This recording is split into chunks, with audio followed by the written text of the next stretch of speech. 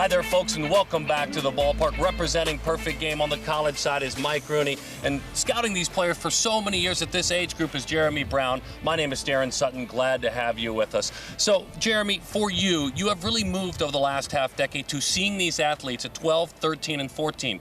It's a different look. It's a different type of, dare I say, projecting an athlete. Right. All we're looking for here, you're looking for the athleticism, the tools, and you have another 4 years of high school. Looking for the starting blocks of what's to come, and hope you're right in 4 years. So, Mike, you represent the college vision here, and it's very clear that at this 14, 15-year age group, they're being watched very closely by college coaches. Yeah, I mean, it's really go time for recruiting, and as a college coach, you're looking at, like Jeremy said, the athleticism, the projection, but I'll tell you, Sud, a big part of this is the character. Who's going to put in the work to be that elite player 5 years from now? A couple of players I want to ask you about. First up, Matt Champion. The other one is Bryce Clavon. Give me thoughts on both. Yeah, I mean, Matt Champion, this kid is just really good at baseball right now. Two-way player, has been up to 89 miles an hour on the mound. Standout hitter, standout position player. Again, an elite athlete who's just really skilled at the game of baseball. You think about Bryce Clavon. This is a kid that's a two-way athlete, projects to be a Division I football and baseball player, committed to Oklahoma, and it's so exciting that when an athlete of this caliber chooses baseball. From the West squad, Jeremy, Ty Southacene, a young man who's very special, can play really anywhere, and Zion Rose, maybe one of the more popular players in the nation from behind the plate. Tell us a little bit about both. Ty, we got to see last year. He's not going to stand out in size, but his character, as Rune's talked about, his defensive ability is as good as you're going to find at the 14U level. Then Zion, again, we're talking about a high-level athlete, a 6'6" type runner, broke all sorts of records during the 14U National, and he's only getting better every time we see him. So, very good stuff with those two gentlemen. Excited with one more gentleman to have a conversation. One of the key starting pitchers in this game, and the fourth member of our broadcast team, Danny Wexelman. She's standing by with Landon Victorian. Guys? Darren, thank you so much. I'm with Landon Victorian. Landon, I know that you started playing baseball hitting off of a tee. You were working on your offense, but now you're known for your arm. What does this mean to you to get the nod and the start in the 14U Select Festival? It means a lot. I'm honored. I'm thankful for the opportunity to be able to pitch and start. I'm looking forward to do my thing on the mound and get the win. For those of us who haven't had a chance to watch you pitch all the time, what can we expect to see from you today? I'm just going to pound the zone, work in and out, try to get some weak contact. I know my defense has my back. Hit him, try to get some weak contact with my slider, some strikeouts hopefully with my fastball, and then to get the win. I know you've had some time to spend with your teammates, get to know some new guys, spend time with your friends. Why is your team the team to beat today? The other team, they're not as ready as us. We've been determined. We're ready, man. We've just been trash talking the whole week. We're just ready to win, ready to play, ready to ball. Awesome, Landon. Thank you so much. Thank you. All right, don't go anywhere. The 14U Select Festival will be right back.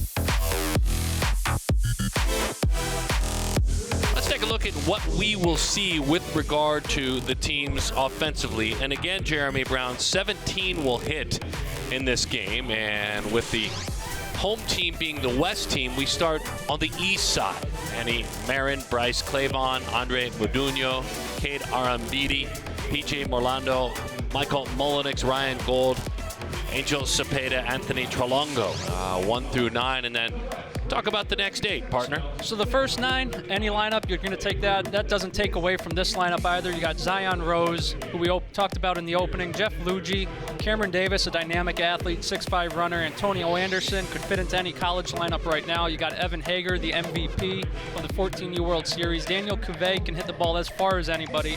Campbell Smithwick, an accomplished receiver. Ole Miss commit, and Jackson Walker, UGA. Landon Victorian on the mound for the West squad, a young man out of Lake Charles, Louisiana. Very successful player. Banditos, his travel team. Mike, what have you found out about who he is? Well, I mean, obviously he comes into this game highly touted for his age group, and you can see very quickly, you know, the scouting expression is easy operation. The arm just is clean. It works easy. And, you know, the frame, it's an excellent pitcher's frame. Really excited to see him face some of these guys. Your thoughts on Landon? So he throws hard. He's only 6'3", 155. Obvious projection. Goes to Barb High School, where he's going to continue to get that high-level coaching. But he's going to carry his stuff throughout the inning. He's done it throughout multiple outings this summer. Already upper 80s fastball. Name every college coach knows, and those tuning in, they're just seeing how he looks. They don't need to say, he did another thing. They're just looking now to see and say, hey, I watch you, next time they talk to him. Rafael Velasquez is his catcher behind home plate, so he works with Velasquez, a young man who's out of Huntington Beach, California. Huntington Beach High School, Long Beach is where he lives. So Rafael, his battery mate, and we're up and away and ready to go. Jaron Purify is on the infield. He's a very talented player to get things started in the first. We're just excited to get things going for all of you. Standing next to Purify, Ty Southasine, is the shortstop, Theodore Gillen. And on the corner, the first baseman, George Walco. Manny Marin to lead things off. Right-handed batter, back of the box, slightly open stance, hands hiding behind his helmet, and away we go. The Select Festival is underway. First pitch fastball, 88 miles an hour. Manny out of Hialeah, Florida, Doral Academy charter, and this is a young man who is committed to Miami. He was an early commit, too, one of the first 24s, and you see the commitment, then you get to see him play, and within an inning or two, a couple ground balls, one at bat, you clearly see why Coach Gino down there in Miami already committed him. Just about in the center of the rubber for the right-handed hurler. Very deliberate before he turns and burns and sails that one to the upper tier of the strike zone at 85 miles an hour. Mike Rooney, 85, 86, 87 at 14. It's really incredible. And again, there's not a lot of effort to that delivery. I mean, it works fairly easily. Just a little bit high. These are events for athletes where when pitchers miss high, I'm never surprised. The heart's beating a little faster. The body gets ahead of the arm. Absolutely. It's normal. Oh, yeah. You can say you're not nervous, but you're a 14-year-old playing on national television now. There's some butterflies in the stomach. Landon with that lead arm, misses high. That is ball 4. So Marin with a walk, and now the talented Bryce Clavon gets his opportunity. A returnee in a way, a 13U Select Festival team member out of Hampton, Georgia. He's a very talented football player. The Georgia Jackets, his travel team. One of the great personalities, very respectful young man, loving being around Bryce as he digs in from the right side. He too up on the plate in the back of the box. And he looks at a fastball just off the plate at 83 miles an hour. Clavon's, I mean, you hear the expression electric athlete. He is that times 10. It just really twitchy kid. Again, that arm lagging just a little bit behind to Clavon, and you can see the velocity dropping down a little bit, maybe trying to baby it in there. Just trying to find the release point, which obviously now he's going to try to slowing down his arm a little bit, but the stuff's there, and again, the nerves, once he gets settled in, I think he's going to be just fine, start mixing in some breaking balls. Runner was on the move, throw down, off to the second base side, so a stolen base by Manny. He swipes that back, a called strike, by the way. I think that's another really fun part of the evaluation process. You know, these are kids that are going to play in some really big baseball games in their careers, and this is one of those deals where sometimes the game will speed up on you, and can you catch your breath and get yourself back to what you're naturally used to doing?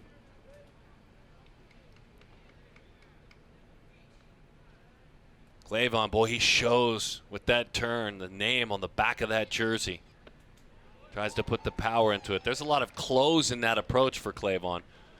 Could probably play any sport well. Any sport, anything he wants to do. His dad's a big-time golfer, so obvious athleticism. The strength continues to come with Bryce. Like you guys said, he's so quick twitch, ran a 6.6 at the National Showcase, and continues to make strides in every facet of his game. Mom was a great softball player, so he has carried that down. Great spin on that breaking ball, and down goes Clavon. You mentioned he'd get comfortable with the breaking ball. There it was. And that helps, just being able to establish that pitch early on. That really shows you something, too, to be able to settle yourself down. And, you know, you think about pitchers when they give up a home run. What's the next hitter look like? You think about that for Victorian here. Very impressive. Andre Modugno. Number 13, lucky number 13, the son of Vito and Sandra, and a young man who we saw at the 13U Select Festival last year. This is a Duke commit. He's a New Jersey young man, Canes National, real ballers, a couple of his travel teams. You look at Andre, we saw him, again, he's another 13U Select Fest alum. He's gotten stronger, can make a ballpark look small, but it's his overall athleticism that really stands out. A sub-7 runner despite being 6'5", 6'6", and he's only going to continue to grow into his frame, which is a scary thought. Rune, 6'6". It's really incredible. Hey, by the way, he's from New Jersey, so you got to believe he's going to bring that New Jersey attitude to your program, too. Count me in for that. He had a big break. I mean, as challenging as the quarantine and the lockdown was in the spring and even in the early summer, his break was learning. So his brother, John, pitches at Indiana. And brother came home. I mean, everything closed down. Brother came home. Well, brother's a pitcher, and even though Andre is not a catcher per se, he caught a lot of his brother's bullpens. He talked college baseball with his brother. He had him around. He otherwise wouldn't have had that break. Good, Bender. That's a couple that we've seen. I'm sure Andre also got some BP off his brother at the college level, so that also helps stay not so rusty when some of the other players come out of quarantine only being able to do tee work. Folks, this is a common story. These athletes at this age, at the All-American age, the 17Us, did not waste time. They were creative when they needed to be. They found friends, and they were safe in their workouts. And a lot of families, as that one is high and inside, Mike, a lot of families, whether it's siblings that played, dads or moms that used to play a sport, kind of played together for the first time in a long time. Yeah, really cool. The different stories that you've heard about people, to your points, like getting creative, figuring out ways to throw and ways to continue to get their workouts, because obviously these are kids with big aspirations in the game of baseball. Didn't want to waste the time. Goes with the breaking ball. That's a good take. Jeremy, can you evaluate a player on how he takes a pitch? That sounds simple. Does that make sense? Yeah, you can see the rhythm, the flow in the box. You can see if he's balanced, see what kind of he's looking for. If he's looking curveball, sitting curveball, gets a curveball, and still knows to take the curveball, then you can tell kind of what he's thinking in the box. He's got a runner in scoring position, a lot of room in right center field. As he fouls that one back to the screen, that looked good to him. Yeah, I think to that point, guys, it's you know, you look at the way a kid takes a pitch to see, is this a kid that really sees the baseball well? You know, sometimes you worry, are kids just guessing or just, you know, they've already made the decision to swing ahead of time? I think the take can be revealing in that regard. In on the hands, and then there's the story of the Duke program and the coaching staff and what they've done there. I mean, that's a program on fire right now. Back-to-back Super Regionals in 2018 and 2019. They went to Game 3 of both Supers, which means you're one win away from Omaha. And then how about the Duke commit and Alex Mooney winning MVP of the All-American Classic yesterday? 3-2 the count. A good at bat being thrown down by Modugno. High fly ball. There's that gap in right center field. It's a long run out there. That one dumps in quite easily. Curiel gave it a run. Ziegler comes up with it, fires it to the plate. The cutoff, the throw, the tag, and sliding right around with a pump of the fist and a score for the East. Manny Marin executed nicely once they got to the baseball, and a very nice throw to home plate by Wakow, but 1-0. That's one thing, Jeremy, that I think the hitters can handle this park, but the outfielders, boy, this is probably more real estate than they're used to covering. Cade Arambidi puts it on the ground out to third. It flattens, and the throw is flattened across the diamond, so a throw that's off the mark from Jaron Purify. And a miscue means that everybody's safe. Runners are on first and third. Jaron had time that time, just an inaccurate throw. Here's the challenge of these defenders. They'll play just about every infield position. If you're a shortstop, you'll play second, you'll play third. It's a wonderful challenge, though. Oh, yeah. Get to show off, again, the athleticism. You talk about the two ways, but you also got the versatility on defense here. You'll see him move around the infield, might even get an inning in the outfield. So.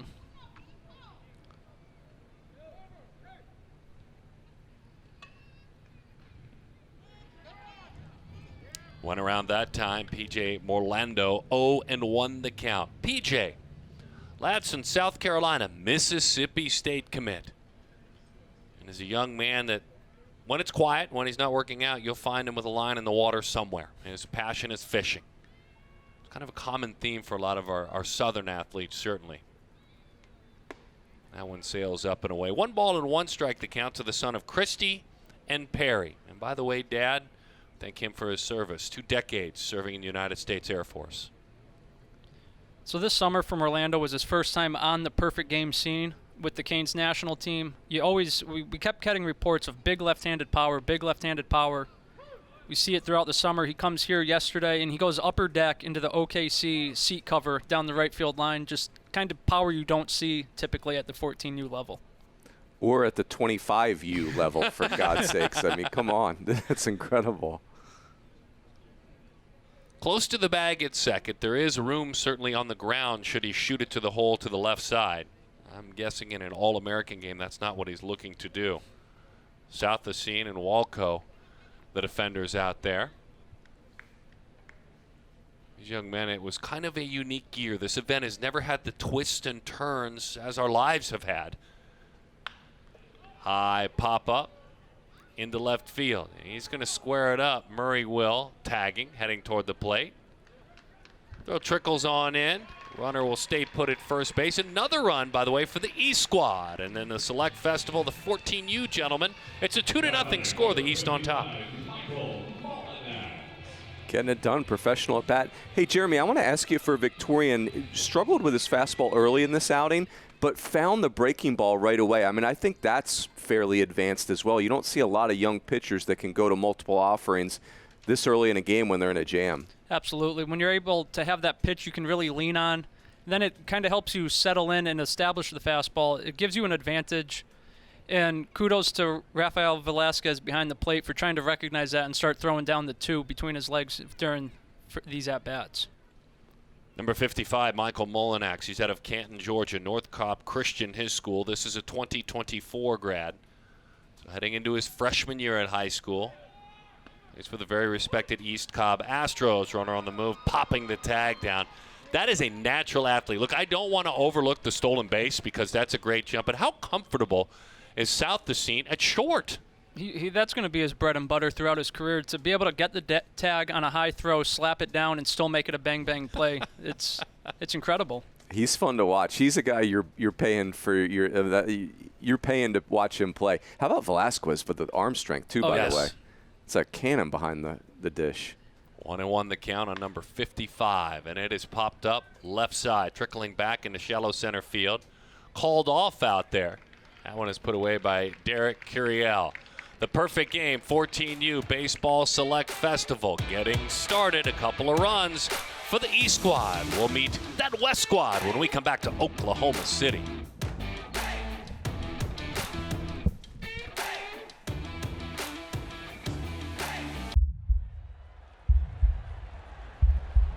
Defense, you can always make a play. Create it in your mind. You're always trying to time when the ball is hitting the bat.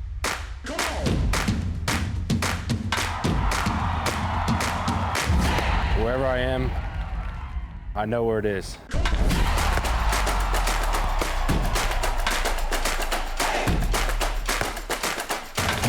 1, 2, 3, I'm gonna have to start jumping. nothing more satisfying than making a big play.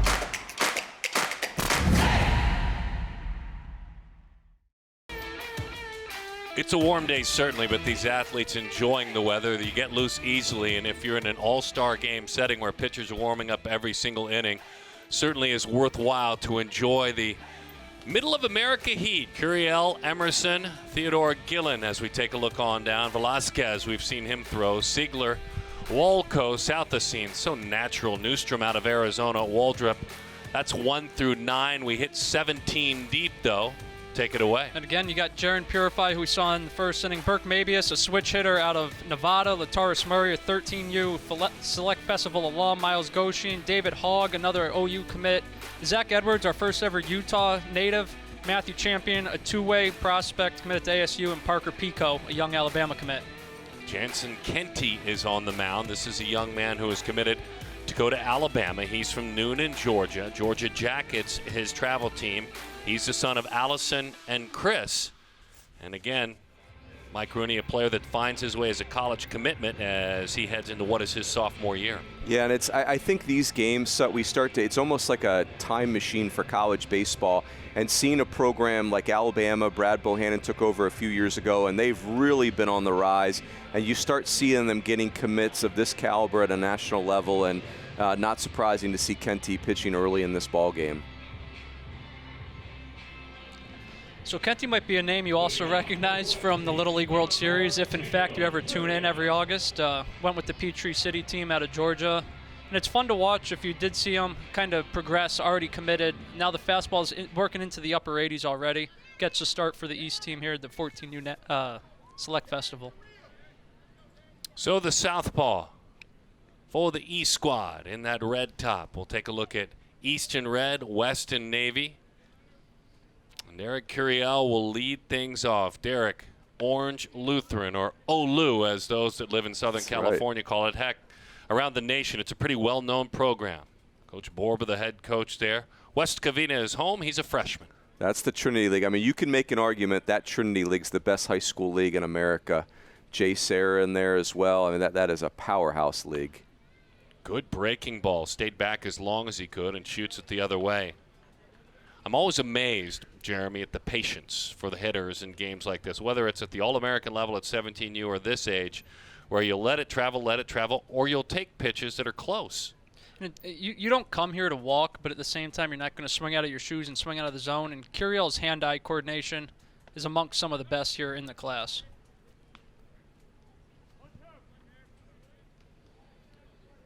I'm amazed that, I mean, he really puts a charge into the baseball for a kid that is still fairly slight. I mean, there's still a lot of strength that he's going to put on.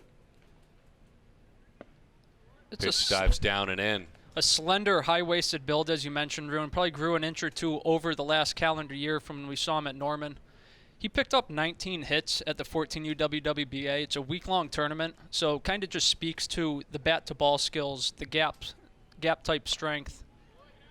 In and out of the catcher's mitt it goes, so we'll do it again. And it's funny you talk about all those hits he picked up, and yet to add to that thought, just to put a cap on it, he also walked 7 times. There are those walks, and so you finish a week against the best players your age, and your on base is close to 600. Right, and not only once he gets on base, it doesn't end there. You got the stolen bases, the runs, the RBIs, and then we're going to see him again in center field where he truly is going to be a Gold Glove type defender down the road.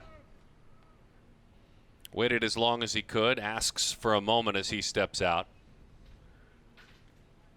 The left-hander, Kenty, Georgia Jackets, East Coweta, Georgia. Alabama awaits his arrival. And again, a very young man, because if you're a sophomore playing in this game, you are a young man. Confident enough, Runes, with the double pump freeze over the rubber there. Yeah, and throws, you can see he's a natural strike thrower, too. It reminds us of Mason Albright, who was so dominant in the All-American Classics. Very similar. He gives you different looks and still throws strikes. And that he has a full repertoire. We've already seen the fastball, curveball, slider, the slider there. But having those different tempos and variations, it almost gives you a whole nother pitch, because now that's something else the hitter has to worry about timing-wise. Boy, it's a good breaking ball. Big differentiation in velocity there, 69 miles an hour. And this is, again, one of those matchups where, you know, clearly America is sold on Derek Curiel. Like, he's a great player. But see him against a really competent left-handed pitcher and see what that looks like. And Kenty takes care of business. Go 86 in on the hand, showed him the whole kitchen sink, ultimately wins the battle. And that's something Kenty's done kind of all summer, whether it be at the WWBA, at the World Series, at the 14U National Showcase where he cruised through 2 innings on like 8 pitches. He pounds the strike zone, and that's what you want out of a young arm. Well, that's an impressive strikeout. With Curiel, the caliber player that he is, that's one for the resume. Heavy in. I mean, if you can command away with something soft, heck, he commanded in with his breaking ball, too. It's another lefty on lefty with Ohio native Colt Emerson, the son of Stacy and Jamie. Team Elite, his travel team. And 1-1 the count on Colt.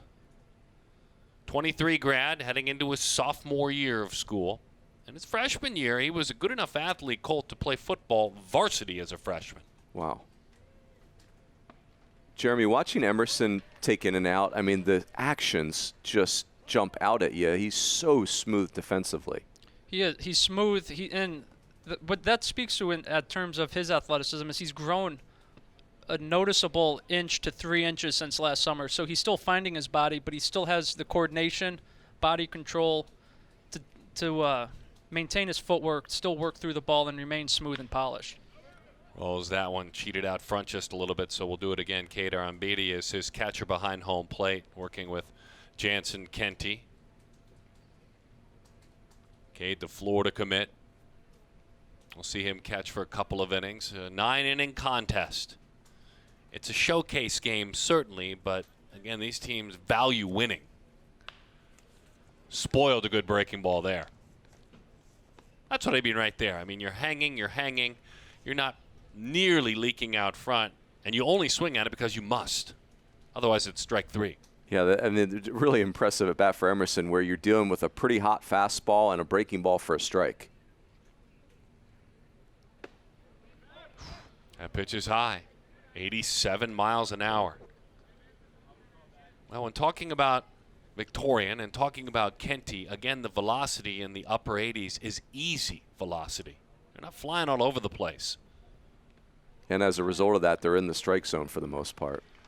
So he threw, what, 2 or 3 lefty-on-lefty changeups there? I mean, he's comfortable doing the Tom Glavine changeup lefty-on-lefty. We just got to see everything within 2 pitches from Kenty. Everything's around the strike zone. Everything comes out of the same release point. Sometimes at this age, you're going to get a lower elbow, a lower slot, and it kind of tips it for the batters. But for Kenty, everything stays in that same tunneled release. And that, again, aids in deception for the opposing hitter. Theodore Gillen, Westlake High School, Austin, Texas. And his travel team, the Lone Star Baseball Club. This is the son of Libby and Sam. Gillen put together a Curiel-type performance this past fall down in West Palm. I don't think he ever got out throughout the course of it. He had hit like 700 on the week. Anytime you dig in and watch him, he's hitting a ball to the gap. It's a double, it's a triple. And his speed might be even his biggest tool out of everything. Breaking ball up, in, and popped up back of short. Marin drifts back. Can't put it away. No one on top of the bag. Sun, high sky. Look, we shot her open out there earlier today. It's tough to deal with. And the outfielders, who probably had a better look at that one, stuck with him to make the play. I think a lot of them couldn't find it. You can see Davis with his hands out by his side, the center fielder there. Definite high sky, and again, just getting used to your fellow defenders being so far away from you in a field of this size. Rafael Velasquez, Huntington Beach High School, really strong baseball program. A breaking ball high and inside and hits the end of the bat. Looked like it dropped foul for strike 1. Another fun part of these games, I think, is with the catchers are so elite, and Aaron Beatty obviously has a big reputation. He's going to face some really fast base runners, and it's going to be fun to see some guys challenge him.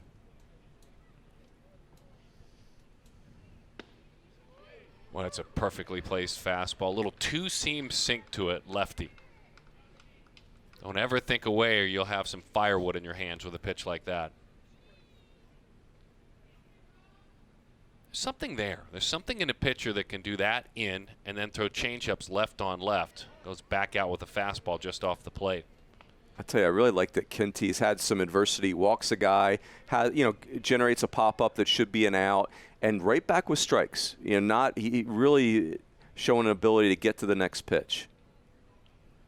Get to the next pitch while hitting a spot. You see Aaron Beatty set up out, pitch prior, hits a spot. Rafael Velasquez doesn't chase.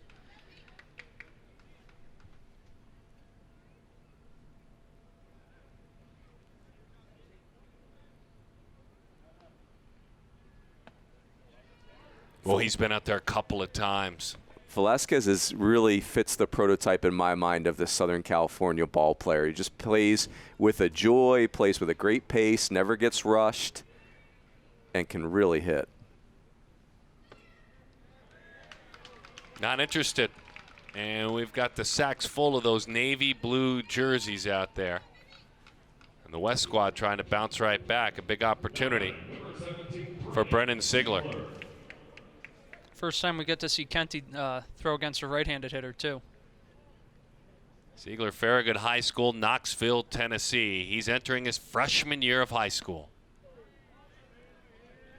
85 miles an hour, just a little bit off the corner. So with Sigler, what you're going to get here is a really advanced hit tool. The barrel stays in the zone for a long time. He actually won the MVP of the 14U WWBA. Just a natural feel, really linear through the zone, can spray the line drives to all parts of the field, and it's a type of body just standing next to him. You know he's going to fill out. You know the power is going to come as he starts putting some lift into his swing path. He homered in that event as well, had an on base of just under 550. A changeup over the outside corner. Yeah, and that first swing, you could see Sigler really whistles the bat through the zone. It's a confident swing. Definitely, and the changeup there, try to set the tone for the next pitch, keep him off base. That anvil fastball dives at home plate. Good and heavy, but outside. 2-2 the count. Bottom of the first inning, East on top by a score of 2-0, the 14U Select Festival.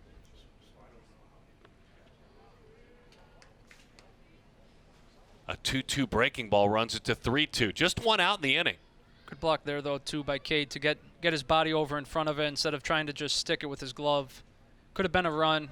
Blocks it up. Now we're 3-2. Still has a chance to get out of the inning on one pitch. Right back to the screen it goes. Hang with us. We'll be handing out awards, and we'll get rolling right after the second inning comes to an end. A whole bunch of hardware to hand out. In the world of safety and social distancing, didn't have one of our epic banquets we've been able to have every year. But we want to honor these young men, so we'll do it with you and in the ballpark. That'll be a lot of fun. Swing and a miss. Down he goes. Just a little two-seamer down and away. The life on the pitch, when you're able to get that away from the lefty or the right-handed hitter, obviously that'd be in on the righty. Lefty, man. For strike three, you got to see the whole arsenal against Sigler, and Kenty went back to what's been working for him the most thus far. Yeah, and having the composure to make a big pitch and as big of a spot as you're going to throw in. Big George Walco takes strike one over the outside corner. The son of Kate and Nate both went to Western Michigan. Both were college athletes. You see the height there. They handed it down. Dad played football at school, and Mom played volleyball. Underneath that breaking ball a little bit. Not much tilt. 1-1. The 14U level, when you're 6'6", it's very easy to get uncoordinated and not really have control of your body. But George plays as though he's a 6-foot athlete, really controls himself, keeps everything in balance. Swing and a miss at a changeup. To the backstop it goes, and that cost a run. And on the throwback, it cost another. Well, you hate to see that happen because the left-hander, obviously in an exhibition game, most important to point out, but the left-hander had made a great pitch to take it to 1-2. A changeup left on left that fooled the hitter badly, then things got sideways. Yeah, one pitch away from wiggling out of this thing, and obviously there was a lot of traffic there, good base running. Unfortunate for Kenty. 1-2 the count. Fastball inside corner. There's the pitch we were talking about, a dandy. He struck out the side.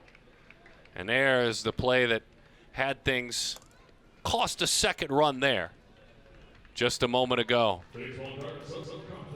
So we have played one inning here at the Perfect Game Select Baseball Festival. Danny Wexelman, take it away. Antonio Anderson. Antonio, you and I had a long conversation this morning. I asked you, is there anything else you want to tell me about yourself? You bury the lead. You tell me you're part of Jackie Robinson's family tree. What has Jackie's legacy meant to you? It means a lot to me. I'm walking in his footsteps, and his family and my family taught a lot about him, and I read a lot about him. He's just a great person on and off the field. You also told me that you know Nico Goodrum. When Nico comes home, he helps you out, part of the Detroit Tigers. What has Nico taught you on and off the field? Well, on the field, he taught me fundamentals, mental things, and off the field, he taught me how to be a person, what to do and what not to do. I know you're going to get in the game a little later. We look forward to that. Thank you so much. Thank you. Hey, don't go anywhere. The 14U Perfect Game Select Festival on perfectgame.tv. We'll be right back.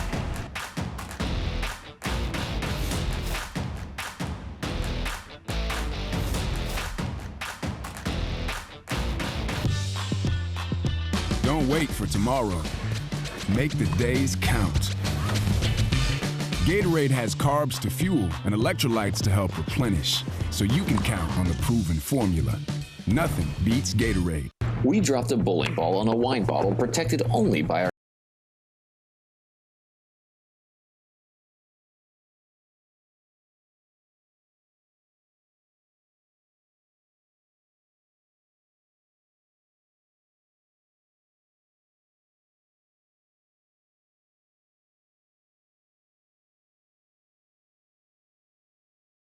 hardens on impact.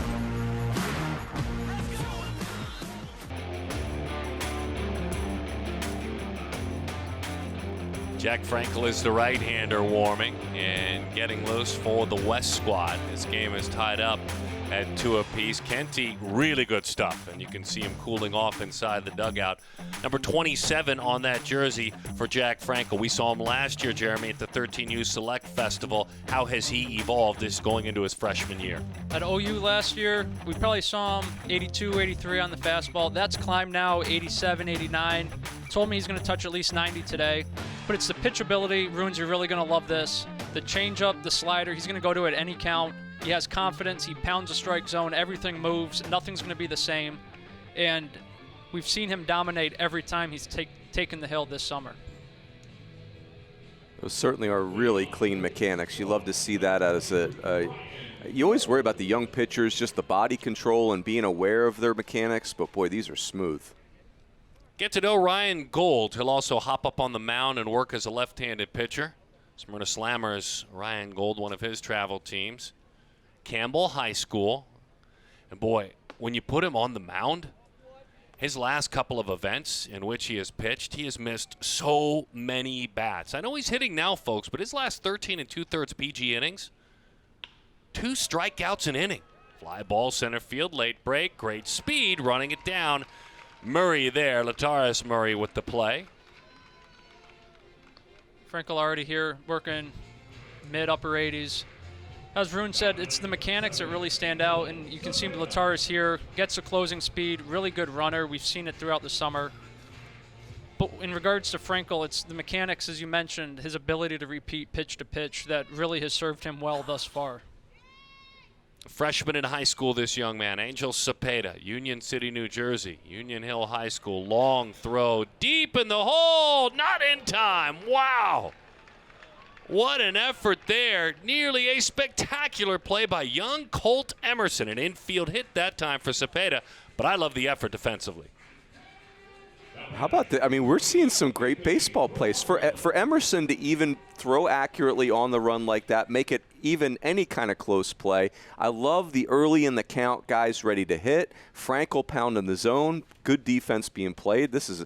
You love it. Anthony Trelongo takes the bat and goes to work, the son of Rachel and Joseph, a 13U Select Festival alum. He was the MVP of the game last year.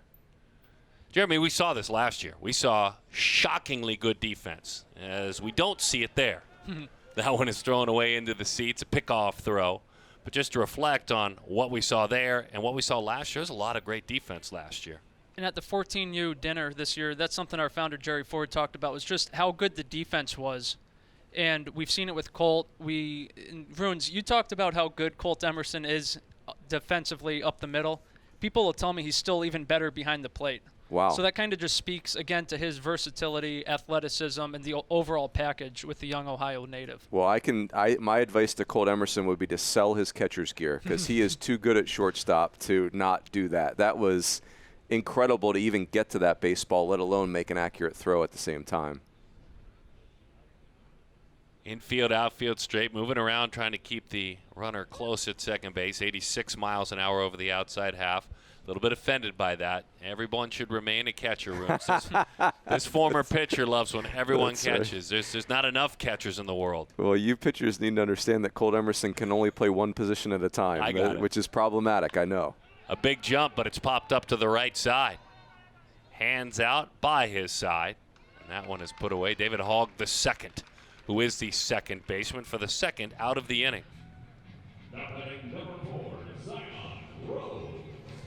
Jeremy talked about him coming on the air. You may remember him from last year. You may see him on social media. One of the more popular players at this age group, known very well around the nation. Prairie Gravel and the MLB Breakthrough Series, his two travel teams. Zion Rose, the catcher. Chicagoland area.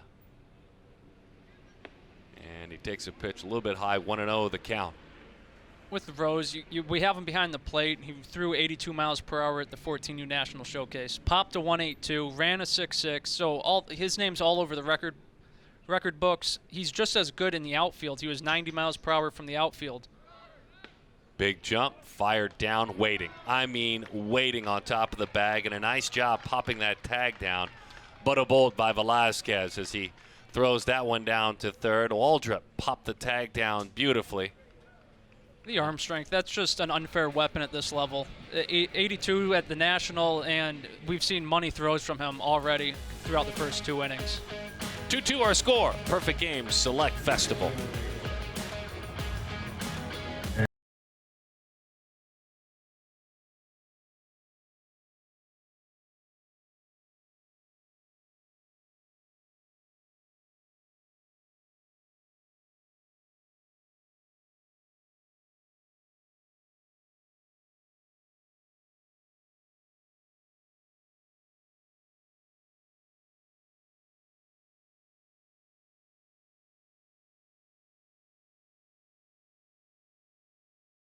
Glove. It's important to make sure it feels right. It's like putting on your shoes to go to work. My Rawlings glove is really that important to me. It's almost something you can't live without. You know, that's how it is as a baseball player. I mean, imagine not having your phone around all the time.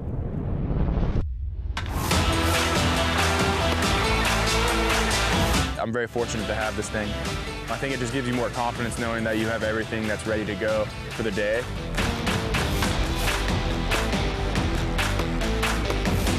Yeah, I love it, yeah. I know that I'm ready to go with it.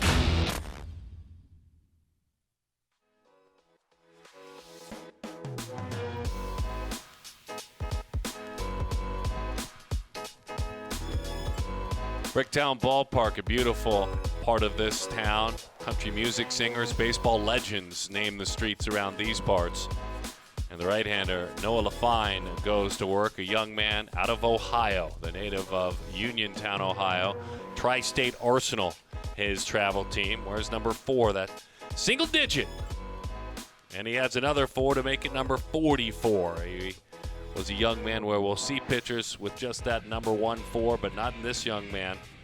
86 at the 14U National Showcase. Such a great event, that 14U National. When you saw him pitch there, when you saw him touch that number, what did you evaluate? You look at him, he's 5'10", slight in build, but the arm quickness, it really stands out. We saw him even up to 88 throughout the summer at the 14U World Series. Makes quick work. He's going to pound down at the knees. The fastball is going to have life. First time I ever saw him, only fastball. Second outing, he starts showing the slider, the changeup. You have a complete arsenal, and you have a big-time arm here out of Ohio. And one of the other fan favorites, if you will, at this age group, the other one Jeremy talked about, Ty Southasine. He loves Javi Baez. He loves San Diego State. That's where he's committed as he begins his freshman year, Ty does, in Henderson, Nevada at Coronado High School.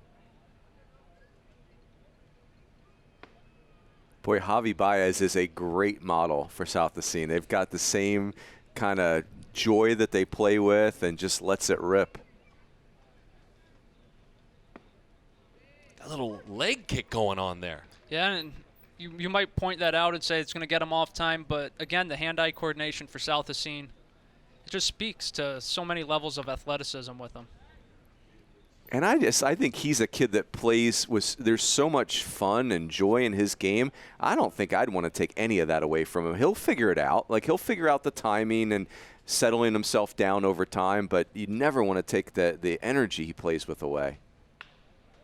Puts that one on the left side, on the ground, up with it, fielding and firing with a bolt across the diamond there. My goodness, the shortstop Cepeda. Danny Wexelman with a quick note. Danny? Yeah, I just want to let you guys know, I talked to Ty earlier this week, and I said, what have you been working on? How have you changed since the 13U Select Festival? He told me, I've been working on myself. I wanted to mature. I want to be a better son, a better man, and take school more seriously. All right. Well, I think everybody tried to better themselves when they were at home. And, you know, from what we've seen, we may be a little bit more at home than we wanted to in the fall, too. So a lot of these athletes are not physically going into buildings to go to school, and they're not really going back to their traditional workouts. A place like California, they're not even close to gyms opening out there. A lot of body weight type stuff, a lot of cardio, and you just have to make the most of what you can. I mean, how many of us remember being that age and literally only worked out when some adult made you do it? And you're happy to do it, but these kids don't have that luxury right now. It's really incredible, their discipline. Excited to get to know this young man a little better. We saw him last year, Chris Newstrom.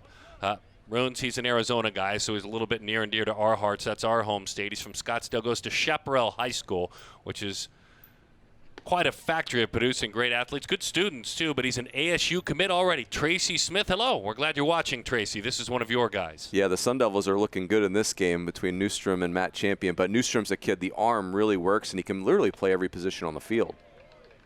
Pitch down and away, got him that time. That's as much about location as it is velocity. That's just a good, comfortable two-strike pitch, Mike. Yeah, and LaFine's got, it's just natural arm strength, as Jeremy mentioned, and you can see it's getting on the hitters. Fastball here sitting every pitch pretty much at 88. We had an 88.5 on the TrackMan system. And he is working around the zone. You saw the little two-seam right there. Got Newstrom out front. Obviously, Newstrom has the power we saw in the home run derby. Now we'll see what he does with the left-handed hitting Tanner Waldrop.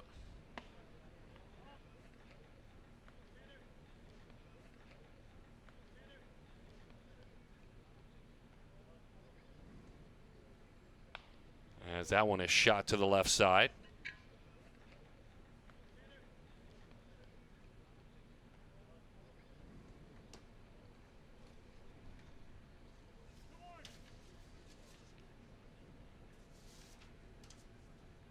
Inside, good fastball. Turned that one loose as much as any that he has in this outing. Yeah, LaFine's a little old-fashioned in how he throws, right? It's just arm strength coming at you. Here we go. Big on big. I like it. Swing and a miss. That one dives away. In with cut, away with dive. And it misses that left-handed swing.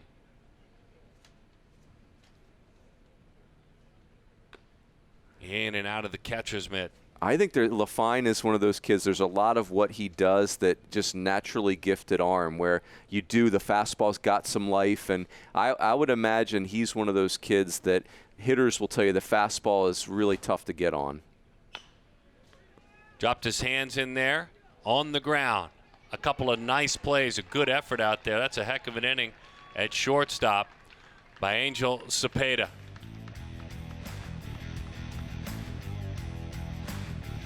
Two-two our score.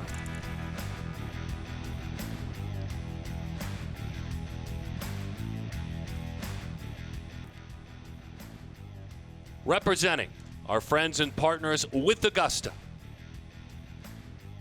Jorge and Jill Ricera. Antonio Anderson, the Augusta Impact Award. And congratulations to Antonio Anderson, MVP of the Super 25 National Championship with a .550 on-base percentage. Congratulations. A big round of applause for Antonio, the winner of the Augusta Impact Award.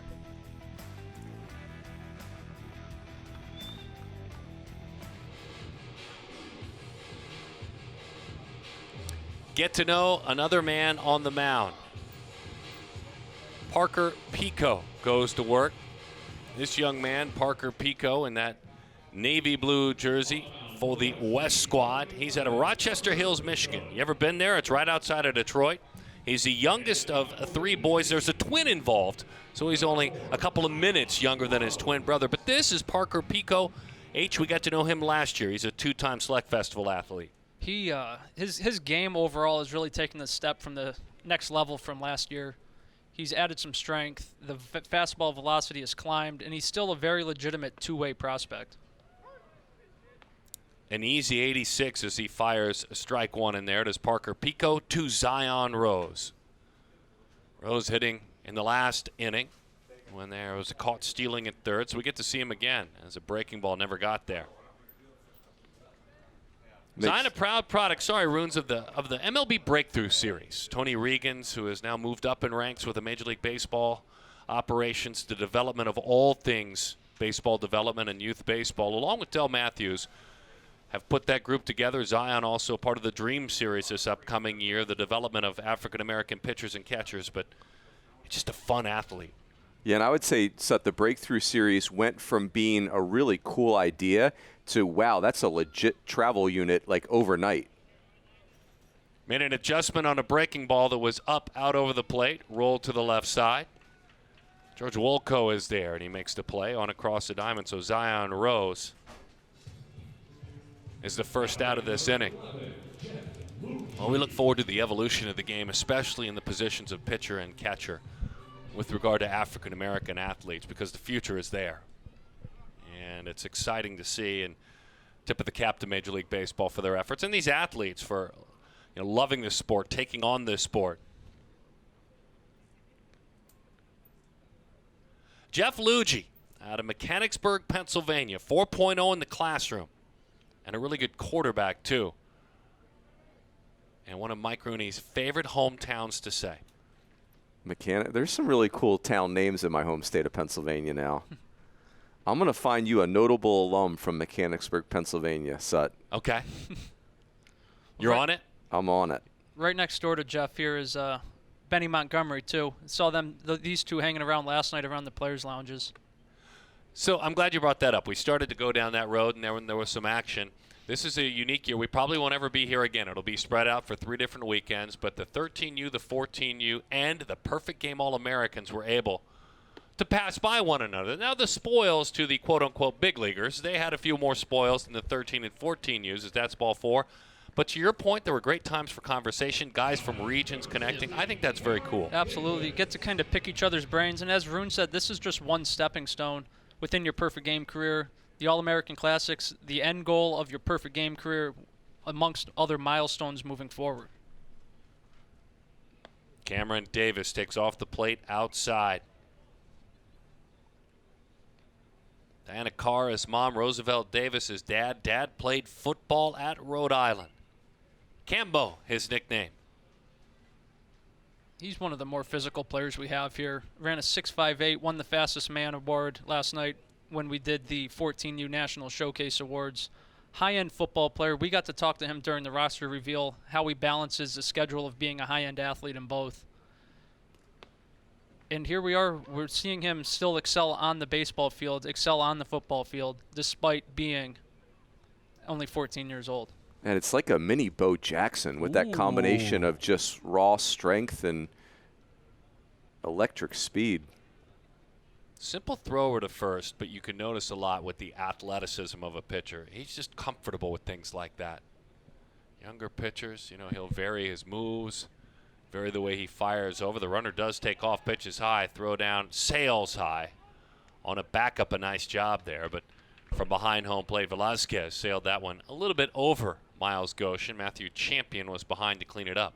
Well, and let's keep the green light on because I want to see Velasquez throw about 10 more times. That is a thing of beauty. That's a bazooka back there. That's an arm that plays at any level right now. As you see, it's simple mechanics, a little high on the throw, but we've seen the throws on the money throughout the summer, throughout this game even. So, good pitch, darts over the outside corner from the right arm of Pico, an Alabama commit. You folks follow baseball pretty closely. You remember Jason Thompson, who pitched for the Detroit Tigers. That was Parker's first ever coach. And in youth and travel baseball. He was a Tiger favorite during his time on the mound, and late call at time. And that Alabama staff doing a really nice job recruiting the North. You think about their ace, their freshman ace last year, Connor Prelip, is a Wisconsin kid. You knew, Jeremy, it was only a matter of time before Alabama was going to get really good. Yeah, absolutely. They're showing, as you said, the ability to kind of expand their boundaries of recruiting. They're not afraid to go anywhere it takes them. And they're going younger. We have 3 Alabama commits in this game alone.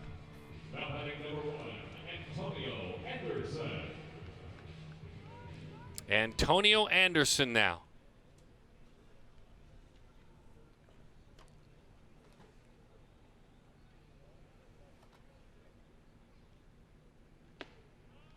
We just saw Anderson win that award.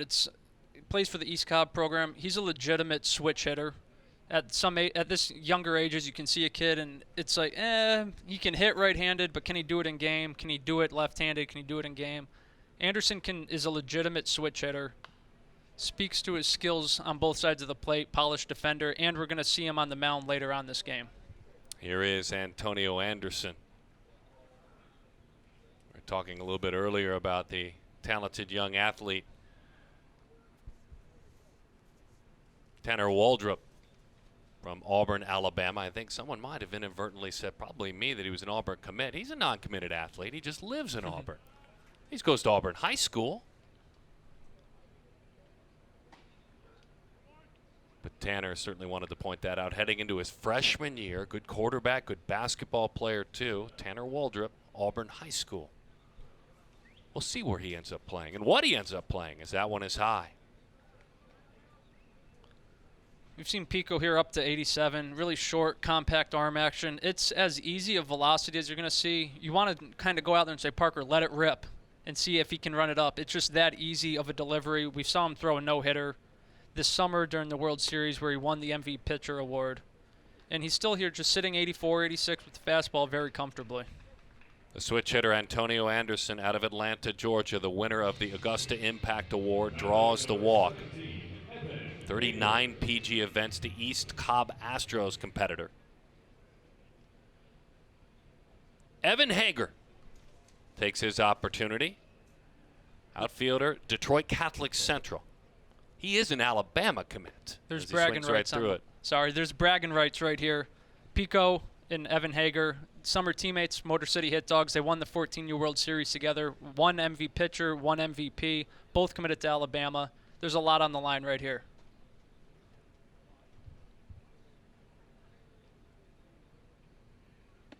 Jeremy, you divided them up on the roster, huh? Yeah. Okay, I like that. A little creativity as that throw trickles into center field. The throw's there at second. Not in time. So the throw was there, trickling in behind. Antonio Anderson just snuck in under the tag. Champion thinking, come on now. Thought I had him. We got 2 Michigan kids here in Pico and Hager, and we also have Jaron Purify a third, and that's something we've seen a lot of lately with Michigan really coming on the scene at the younger levels. Nolan Schubart, MVP last year. Alex Mooney, MVP of the All-American Classic last night. Just a lot of high-end talent coming out of Michigan lately. Yeah, and obviously at the collegiate level, you know, Michigan's been good at baseball for many years, and they've been on really coming on under Eric Bakich, but really literally a win away from a national championship last year. There's no doubt the two are related, though. I mean, you can look at success locally, whatever, whether it's your high-level college team or your major league team. Certainly the Tigers years back successful. These young men were born around when the Tigers started to rebuild themselves, or at least young enough to start playing. But you can absolutely tie it to the passion of the sport. You saw it in Milwaukee for those years that the Brewers have gotten good. Suddenly, the Midwest, Michigan, places like Wisconsin producing a high level of baseball player. And there are good athletes in Michigan. Michigan's a very underrated athletic state, I believe. Runners on second and third. Also on top of that, we had Luke Liedl last night's game, another young Michigander, All-American Classic, Select Festival alum. They just continue to come every year. You hear a name, you track them down, and it's legitimate tools, legitimate baseball skill. Right up under the hands and a strikeout. Parker Pico, I've enjoyed watching you work.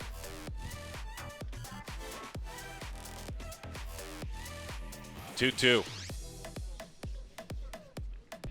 A brand new relationship, perfect game in K-Motion. Honored to change the way you play, evaluate yourself, grow your game all the way through to college and you hope professional baseball.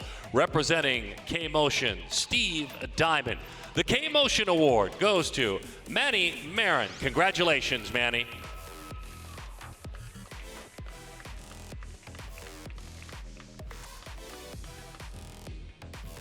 We'll get a chance to see another man from Michigan hit.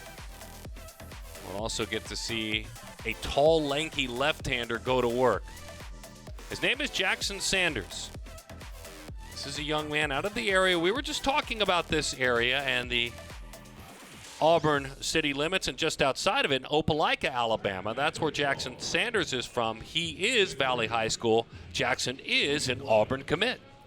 Yep, he's an Auburn committed there earlier this year. Kind of came on the scene throughout the summer.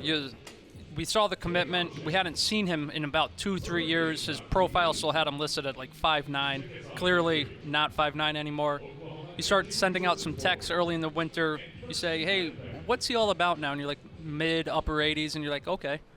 Then you get to see him in the summer, one of the few arms in this game that's already touched 90 miles per hour at a PG event. That pitch dives down and away. The pitcher for the East team is number 8, Jackson Sanders.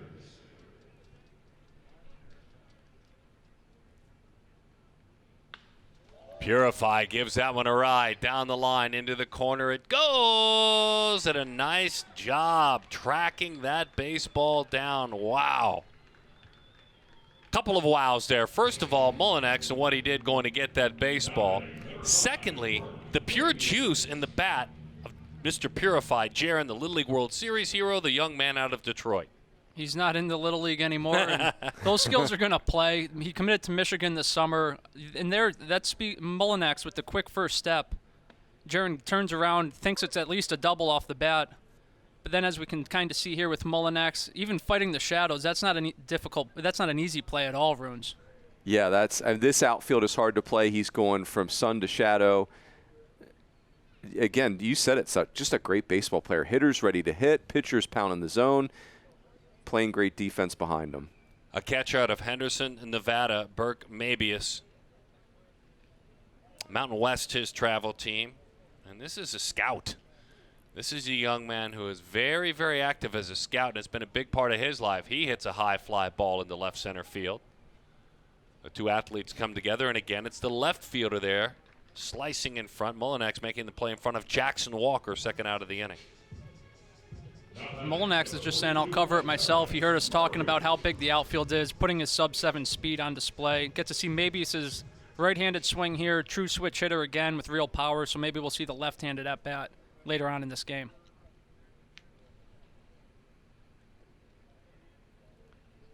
Lataris Murray. We saw him at this game last year. He takes a fastball over the inside at 89 for strike one. This is a great athlete. Multiple sports, great track star, at his age group, one of the better runners in the country. And to me, some challenging events. 4x100 relay, AAU champion, and 200-meter national champion at his age group, too. All that track accomplishment, and here he is for baseball. Right-handed hitter, really good bat-to-ball skill. The hand-eye coordination really stood out throughout the summer. Obviously, the speed's going to impact his overall game, hits the top of the lineup, and put up numbers throughout the year. And it depends what sport you're into. I have one that's my favorite that he plays as he takes that one up and away. I love that he dominates on the debate team.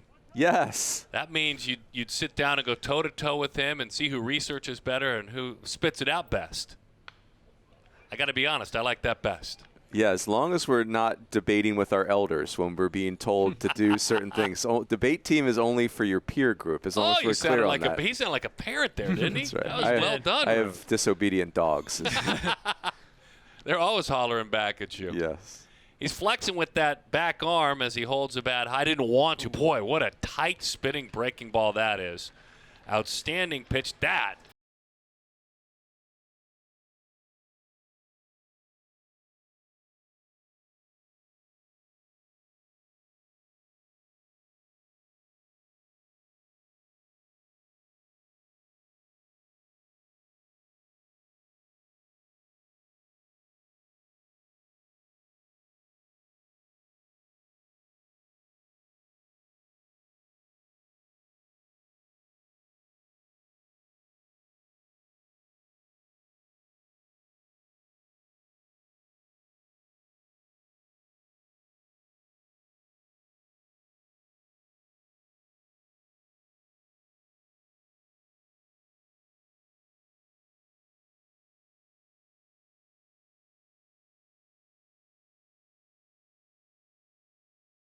to know. And his name is a fun one. It's a good baseball name. Ridge Morgan. Ridge Morgan out of Austin, Texas. Westwood High School, a non-commit heading into his freshman year. Lone Star Baseball Club, his travel team. What do we know, Jeremy? It looks like at the 14U WBA, he was up to 87 miles an hour. Tell us more. 87, can dot to either side. That short, compact arm action through the back allows him to repeat pitch to pitch. The slider's a difference maker, already like up to 77 miles per hour. Similar slot as the fastball. Is going to go to it at any type, any count, and he's somebody who just really fills the strike zone. And he's got a man with presence hovering over the plate. We saw him last year, and he certainly is a young man we've seen for a couple of years earning your looks, right? He's been earning your looks, but he's now up to 6'4", and it's Daniel Cuvée. He's a sophomore, a younger sophomore out of Fort Lauderdale, Florida. He's a Miami commit. It's big right-handed power.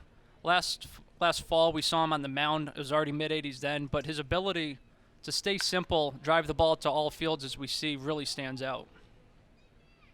Ziegler looks right into that sun, and he makes the play for the first out here in the top of the fourth inning. Cuvée, St. Thomas Aquinas, plays for the elite squad, his travel team. 6'4", exit velocities in the mid-90s on occasion. Boy, he is an enormous physical kid. And he moves really well on his feet, though. You think maybe a big kid at 14 is not going to have any type of lateral agility, and it's light on the feet. It's obvious arm strength, and it's the overall package of what you want the building blocks to look like at this age level. Campbell Smithwick doesn't even allow us to introduce him. Diving play out there in center field. Derek Curiel hauls it in and a flex after he hauls that baseball into his glove. So we had Curiel last year in the 13U Festival, made a diving play coming in on a ball right on the OU logo. Now we have him covering what looked like extra bases off the bat. Really good closing speed, really good first jump off the bat as well to take away extra base hit. Right to work, swinging the bat, popped up, right side. Top spin lob over the head of the first baseman.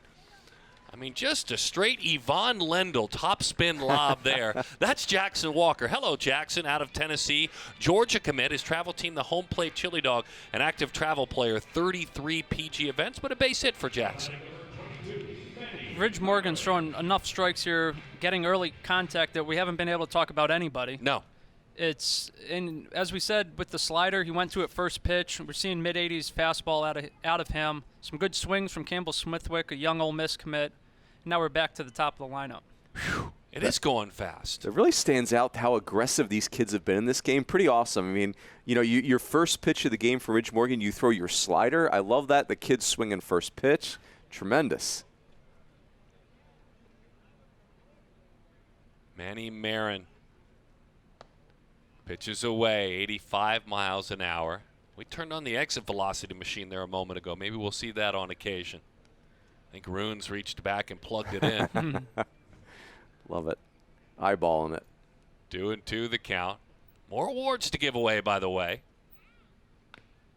That one is fouled off at home plate. Seeing the short sink here on Morgan's fastball, too. Obviously, he's physically projectable. He's 6'4", not a lot of meat on his bones just yet, but the arm speed, and he's going to hold the velocity. Saw him a couple starts this summer throughout WWBA, and he gets stronger the further he goes into a game, which really speaks to his ability to maintain and just the type of conditioning he's in, that he can grow stronger despite not being as physical as some of the other players in this game. And the feel for the slider is clear already, and I mean that's something that, you know, some pitchers will spend their whole career trying to get a feel for a pitch like that. Already fairly advanced there.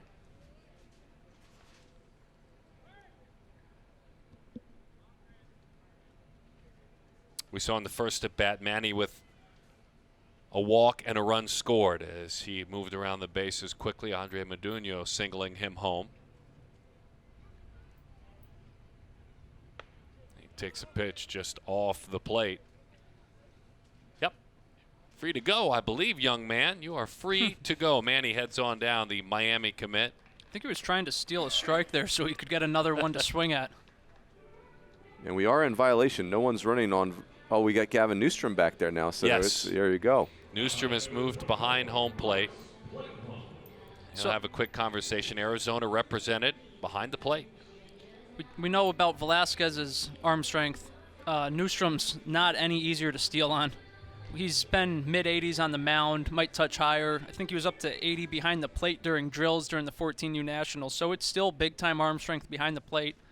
Middle infielder type athleticism. So the East squad's not going to get any free bases, easy bases by any means.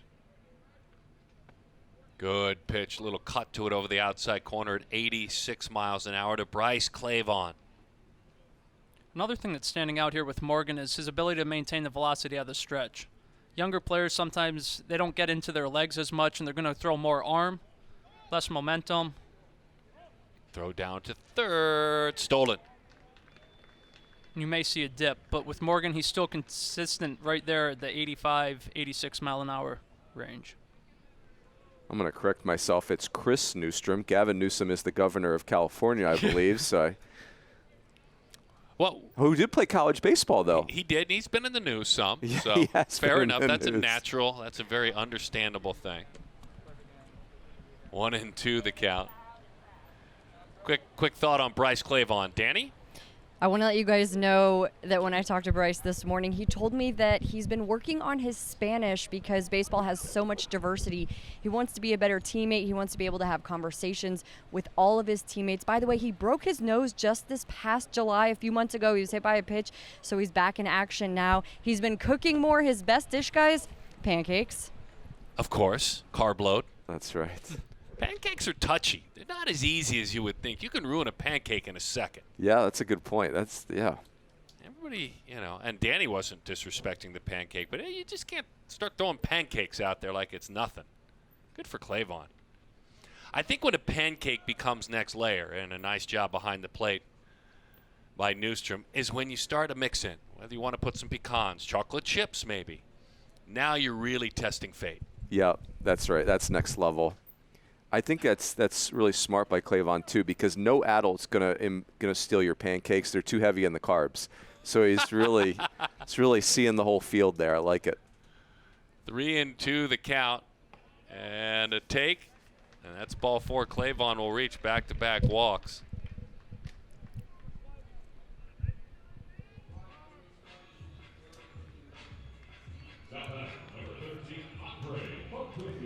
What do you think here, H? You go to the slider? This is kind of like for Rich Morgan. You need a pitch. I think you might see it here first pitch.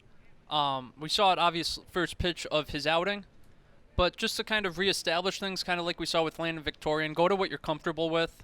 Maybe get something off the end of the bat. Stay away from middle in with Modugno.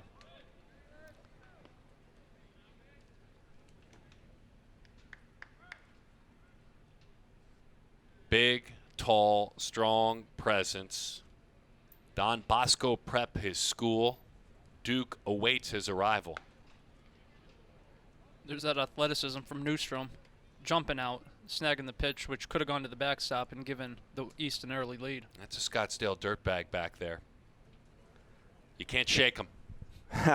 Newstrom's going to be in his high school program, Chaparral. They have had Paul Konerko, Ike Davis. Boy, they have had some high-level baseball players. 1-1 the count. Breaking ball, couldn't bring it back into the strike zone. 77 miles an hour, 2-1 the count. I think, Jeremy, a lot of times kids this age play a lot of positions, but you can kind of tell where they're going to end up. I don't know that about Newstrom. I mean, he's one of those kids that's really proficient in a lot of different places. And as a college program, he's still a couple years away from getting there, but when you have that type of versatility, as you know, Runes, you can kind of plug him and you feel comfortable wherever you put him.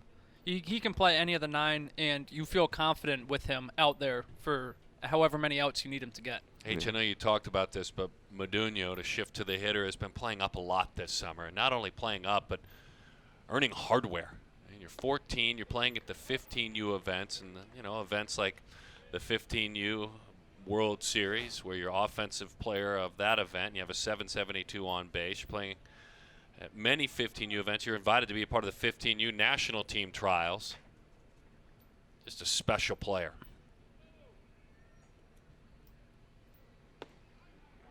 Oh, that's a good take. That had to look really good, and that's an RBI because of it.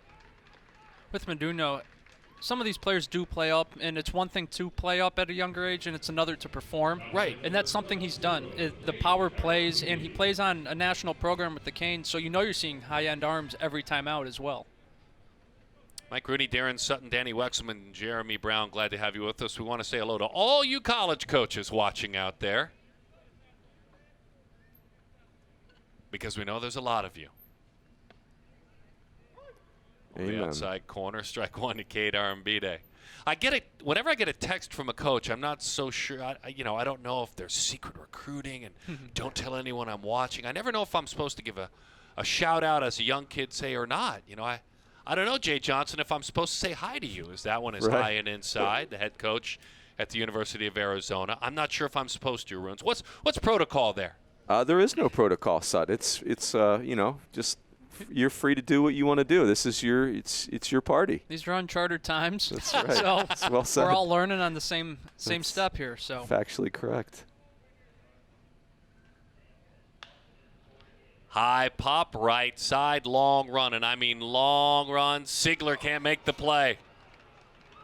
That one dumps in. That will empty the bases all the way to third. Standing up, Arambide. He'll hustle back to the bag, but he played it 3.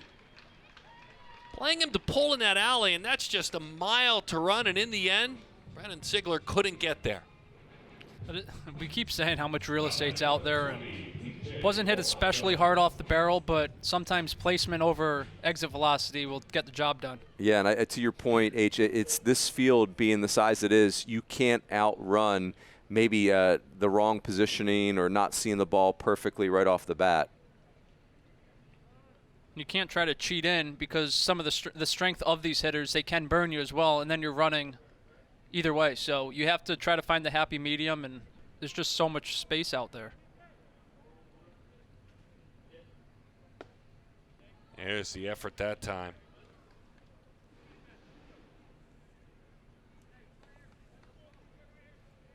Dave Lawn reminded me that I was supposed to say hello to everyone on the Arizona staff, not just Jay. Well, it's a good point. The great Coach Lawn. Into the middle of the diamond and a base hit into center field. P.J. Morlando with a single and an RBI. And the add-on is on. He's showing it's not just about power as he puts that one back up the middle. The power stands out. It's big-time juice, but we really, throughout all the rounds of BP and everything, got to see him work on a line to line, and he's more than just a power bat. I don't care what level of baseball it is, guys. When you see a guy juice a line drive right up in the middle of the field, that is beautiful baseball. So a little bit more of Ridge Morgan. Hello, Junior Spivey, part of that great coaching staff. Junior Spivey, World Series champion.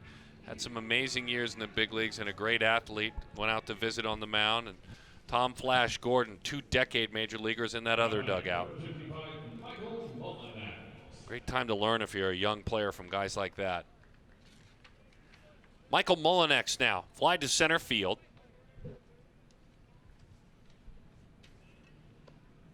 North Cobb Christian, his school. Michael played up a couple of years, 16U WWBA, which is that's a cutthroat event for a 14-year-old to play in, and he had a 563 on base in that event.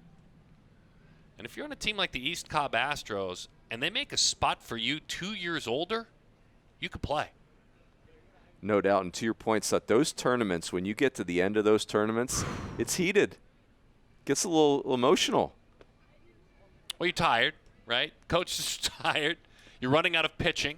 You hope you get a fresh arm back who pitched early in the event. You got guys like Jeremy Brown making you nervous with their scouting. Just bearing down that red head behind the backstop, staring you down. In and out of the catcher's mitt. Newstrom has that one slip away. But to have that opportunity and be an all-tournament member. He went to the 14U National Showcase, Jeremy, and talking about Mullinex, ran a 6.76 through 90 from the outfield, had an exit velocity of 88 miles an hour. We talked about with Meduno playing up. Mullinex played up exclusively this summer for the East Cobb program, and he performed. He was a leadoff hitter and switch hit, really good bat-to-ball skills. we saw the defense already with that play going into the left field corner. And you look at all the other tools, the speed, the arm strength, and he's a name that college programs already have circled, know that they need to be on him, and he's a type that you can build a recruiting class around. 5 runs in here in the top of the 4th inning. Mike, Darren, and Jeremy with Danny down below. Perfect Game Select Festival. High fly ball left field. Lataris Murray's not enjoying the sun, but he is there to put that one away for the 3rd out of the inning. 7-2 our score, a 5 spot on the board for the East squad.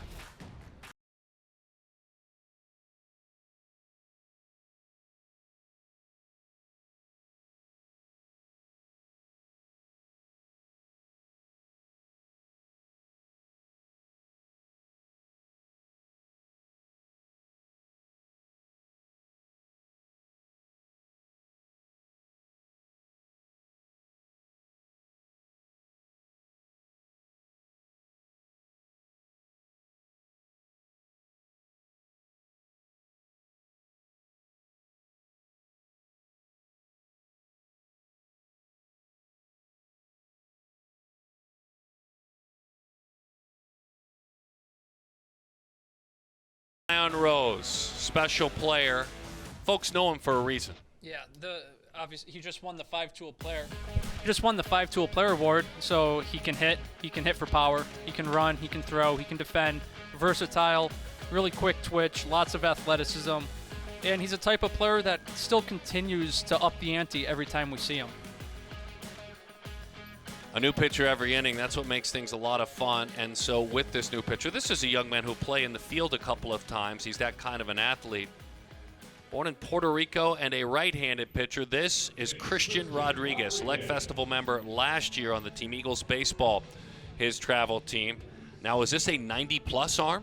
We've seen him up to 91, I believe, this summer already. You could flip a coin, given any day, whether you think he's going to be an outfielder long-term or a right-handed pitcher. The arm strength stands out. He made an excellent throw last year in the 13U from right field. Now that arm strength has developed on the mound, he was up to 89, tied the event record at the 14U National Showcase, and added, again, obvious physical strength to his frame. And he deals with the Home Run Challenge champion, Miles Goshen. Miles out of West Hills, California, Chaminade College Prep. 7 homers in that final round to win it. He wears a couple of 7s on his jersey. USA Prime, his travel team. He's been involved during his time as Rodriguez pours in a quick 89 miles an hour. Miles has, and a pretty cool thing. It's called Operation Gratitude. And it's email or pen to paper, good slider. And it's letters to soldiers. Those that just might be in need of some communication. Miles has taken on that volunteer work, rewarding. He's dealing with nothing very fun. 2 electric pitches to start things. And he got tired of waiting. 89 on the first fastball there from Rodriguez, follows it up with a slider. And now Goshen's at the plate. You don't know what to expect. Is he going to throw a changeup just to show you everything? Is he going to try to elevate a fastball? Is he going to go back to the slider? Rodriguez, it's a really quick arm, too, so you got to believe that fastball gets on you. I think that's changeup, gentlemen. Pulled it, didn't he? Pulled it just a little, that changeup. I agree. Right on, because right the breaking ball's hard. I mean, the breaking ball's hard. Right. And a little pump of the fist, Campbell Smithwick saying, give me your best shot, and he does. Sinking heavy fastball, 88, strike 3. That's just not a fun at-bat. No. You know, that's big-time downhill, too, right? You just don't see a lot of – look at Smithwick with the great target down there. You just don't see guys get on top of their fastballs like that, really, at a lot of ages. And even if you do make contact with that, it's not likely to get past a pitcher's mound. David Hogg, the second. He's out of Grand Prairie, Texas, but he's home in a sense because he's an Oklahoma commit. Banditos, his travel team. Played at Major League Baseball's Hank Aaron Invitational last year. It used to be called EDI, Elite Development Invitational, Breakthrough Series Baseball. Up and above 90 now for this right arm. Oh my There's goodness. The velocity keeps coming for Rodriguez, and today he looks like a dominant type arm, but then you see his BP and it's like it's a dominant type bat. Spike got caught there. It did. He's not loving his changeup thus far. He's trying to throw it. This is a type of fastball where you could get through a lineup at least once throwing just a fastball. 89 miles an hour. I'm loving the actions, and I know, Runes, you pointed it out, of Campbell Smithwick behind the plate. He is enjoying catching. Yep. It has the advance, that kind of new catching where it'll go to a knee, really create a low target. Off speed pitch, rolled to the right side. Bobbled out there at second base. And Manny Marin unable to make the play, so Hogg is on. Speed that plays, certainly, or Cepeda's out there, I should say, at second base. Unable to make that play. Just rushed a little bit. Let that ground ball travel, and then maybe rushed a little bit there at the end.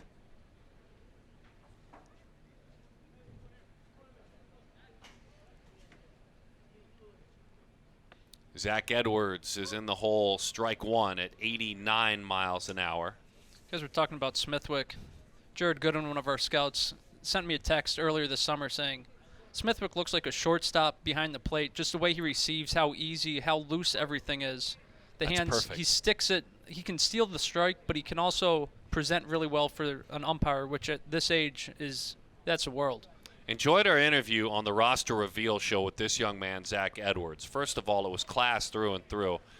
Very proud to be from Utah. He'll hop up on the mound if you need him there. He's a 3.75 in the classroom at Riverton High School. He's the youngest of five. That's a great pick by you guys. I know he can play too, but a quality individual. It's just one of those states you don't typically get the young talent. They've produced talent throughout the years, but at the early ages, you don't always necessarily see from the non-traditional baseball state, so to speak, but already up to 88 on the mound, has the right-handed power. I think, guys, it's really just a state of late bloomers because you think about it. I mean, BYU's good in all sports. They have an excellent baseball program. Utah won the Pac-12 in 2016. I think you just don't see a lot of the Utah kids early on in their athletic lives. We need to get Utah an on-campus baseball stadium.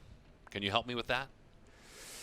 That's a good question. Their AAA ballpark's really nice, though, isn't it? It's beautiful. Yeah. Oh, it's beautiful. The skyline in the background, Runes. Beautiful throw, waiting on top of the back. My goodness. There he is again, Campbell Smithwick. Soup. Of course, his name is Campbell. They call him Soup. A beautiful throw. And not an easy pitch to handle either, guys. That pitch is down. Down and away a bit, but the hands, just how quick the transfer is. The arm strength has been a tool that stood out really amongst all our catchers so far, and it's something we're going to continue to see. Bryce Clavon stood in there to receive that throw like a guy that's really good at football. Like, I'm not afraid of this contact. Bring it, please. Well, there's a lot you can say about Matthew Champion. He was the selection of you guys to talk about when we came on the air. He's out of J. Sarah Catholic. This is an ASU commit. MVP Hustle, his travel team. J. Sarah, we talked about the Trinity League earlier.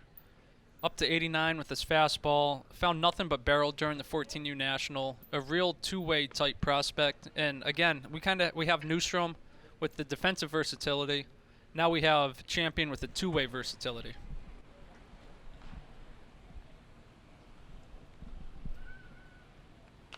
So let me give you some of the baseball playing schools in the Trinity League. You'll appreciate this as a SoCal guy.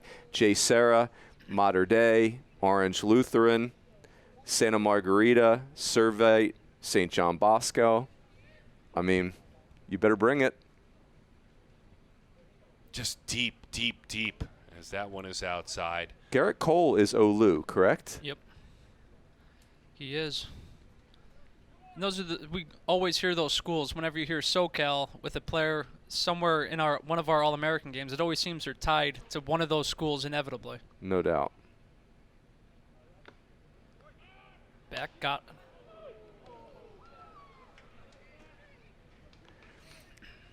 H, I really liked your scouting report on Matt Champion when I asked you about him. I think you said, quote unquote, he's really good at everything. Yeah, it's true. Hopefully he proves me right here, but he's just a fun player to watch. Off speed up in the zone, Champion, an in-between swing, and he rolls that one, and in time for the out. 7-2 is our score, the E squad on top. G-Form, and so much protection certainly, and a great partnership with G-Form. The Unstoppable Award, and representing G-Form is Nick Surface, and he gives that award to the talented young man on the West squad. Congratulations, the Unstoppable Award to Theo Gillen. A big round of applause for Theo Gillen, the Unstoppable Award. And you look good too, Nick.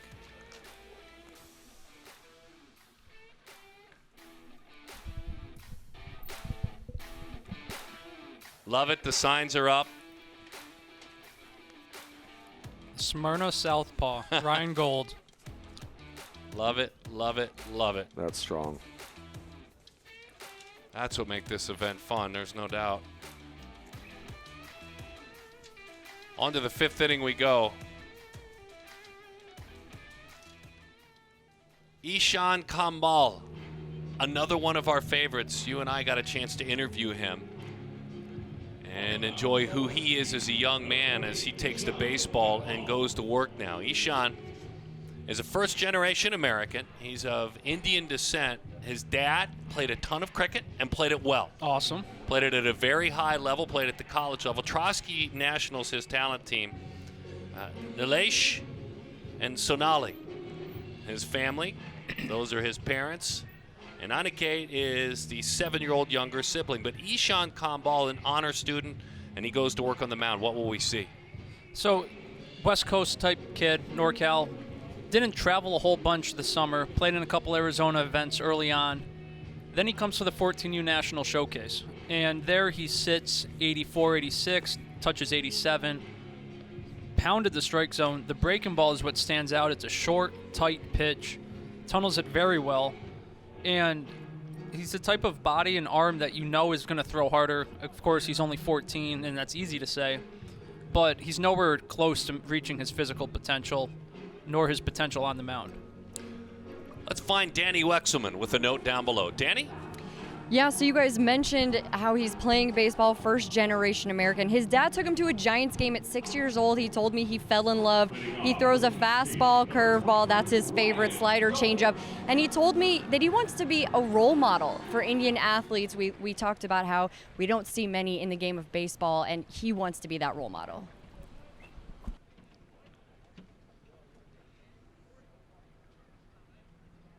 Good stuff, Danny. And this is a good young man. We're excited to get to see him work. We enjoyed our interview, certainly. Little abbreviated windup for him here. Looks like he's coming stretch. Then he does his side step. 85 on the first fastball. Goes right back to work. Pours that one over at 86. This is what I think of when I think of a West Coast right-hander. Just a very low-maintenance, smooth, low-effort mechanics and pounds the strike zone.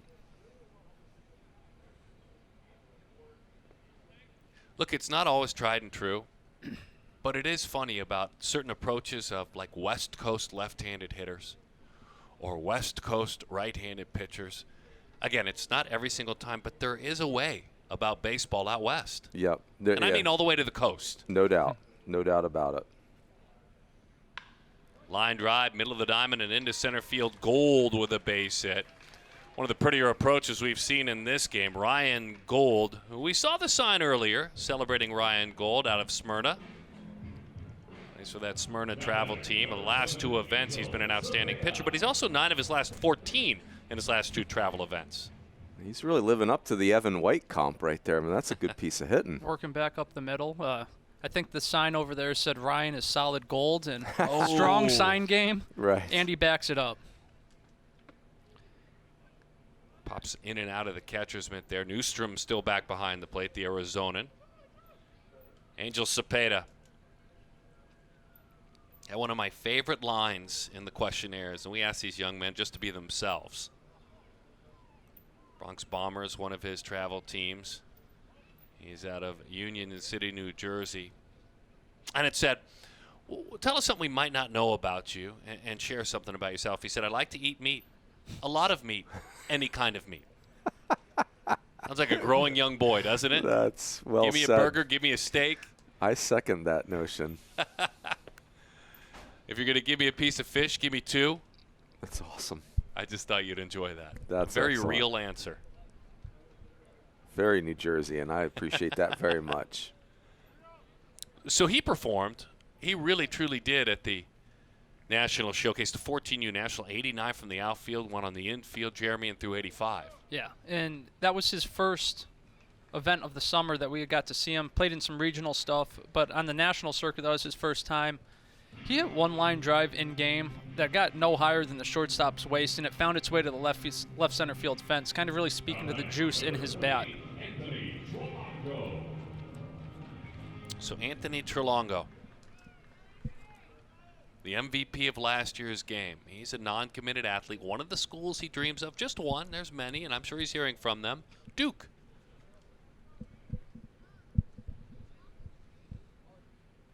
And you can feel Duke on that a decade ago Vanderbilt launch pad. Yep. Follow me there? Yeah, it's a good, Vandy very much is the model for Duke. I think it's a great analogy. Power conference, elite academic school, great coaching staffs. But it's becoming a cool school to go to. No now doubt. You've got to earn your way in like Vandy. You can't come trotting and sending out your letter with a 1.98 and expecting Duke or Vandy to line up and help you get in. That's a good point. So you got to take care of your business in the classroom. But I mean, Jeremy, correct me if I'm wrong. It's hard to find an elite baseball player now at any level that's just kind of sloughs it off at school. They may have their challenges. We all do. That one got him in the backside. Yeah, they recognize each go hand in hand for long-term success. They have these big dreams of colleges, and to get in, you need to have the grades and take care of your work off the field just as much as on the field. Well, and I think if you're recruiting a kid that's an elite student, that tells you something about their work ethic, hopefully the aptitude they're going to have. And this year, they passed a rule in college baseball where now you can, quote-unquote, stack aid, meaning with 11.7 scholarships for baseball. And, if a kid's a great student, now they're allowing schools to give someone some academic money and baseball money at the same time. Boy, this is a big opportunity for you, Zion Rose, dealing with the talented right-hander out of California, Ishan Kambal.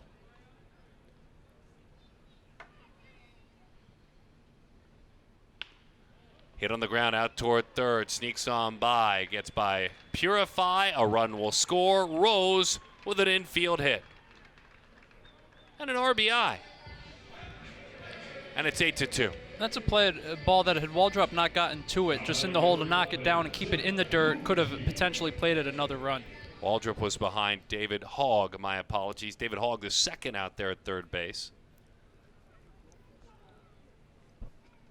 Jeff Luigi with a chance to go to work now. Are you ready for the most notable person from Mechanicsburg, Pennsylvania? I've been waiting. It's Jeff Luigi, first of all. Yes, number one. Brett Michaels of the band Poison. That's a very good one. Sean Abner, big leaguer. Ooh, big leaguer. First pitch change up there. And with all due respect to Sean Abner, who would you rather have a beverage with? That's right. Yeah, Brett Michaels clearly has had the best career to date of that grouping. Just, yeah, have a little fun, tell some stories. Yeah. I love baseball stories with Abner, there's no doubt. Yep. As Cepeda takes his lead off a third. That one is high and away. 2-0 the count. Well, you look ahead to the future, right? And you think about Kambal and who he will become, and you understand what he has done to earn his way here with the talent. And you just look at that length. I mean, you just look at how he's not even close to being done growing, and how extension will be an important part of it. He's a mind pitcher, too. He's so intelligent. Having a tough day today thus far, but, boy, you can just project so many good things. Definitely. Between that, the arm speed, we've only seen one breaking ball. He threw it hard up to 78. Maybe that's something he goes to here, kind of like we saw at the opening, to get back into your comfort zone. That's ball 4 up and away. It's interesting, too. You're exactly right, and sometimes just having the courage to do it. You're struggling finding that strike zone, and you tell yourself, okay, do I want to go to a secondary pitch when that may be the best thing for you, Runes. That may be the best thing to go to that secondary pitch, hang over the rubber a little bit more, get back in sync. Yeah, and it's, of course, very easy for us to say go one pitch at a time. And, when you're on the field in arguably the biggest game of your life, the emotions can kind of spiral on you. And I think that's a great part of an event like this is learning to kind of just take a deep breath and get yourself to the next pitch. Because to your point, guys, Combo, that arm works. The mechanics are repeatable. I think he's going to be a tremendous strike thrower in his career. Junior Spivey gave him a chance to catch his breath. Cameron Davis takes the bat and goes to work. We got a chance, you and I, to meet Cameron and get to know who he is. He was on our roster reveal show, enjoyed it. Really, really good in the classroom. Doherty High School in Albany, Georgia, as he swings through that one, earning the Smartest Male Award, earning his highest math milestone in the classroom. Game on Black, his travel team. All that in the classroom, and as we talked about earlier, excels on the football field and the diamond. Right there up between the 1 and the 6, and there's a lot of strength there where that didn't hurt so bad. So another run will cross the plate. And Antonio Anderson will take his chances. At this age, one of the more seen travel ball players. An athlete that has played a bunch in front of guys like Jeremy and has played a bunch at PG events. Fortunate mom and dad have helped to make that happen. It helps that you're from Georgia where so much travel ball is played.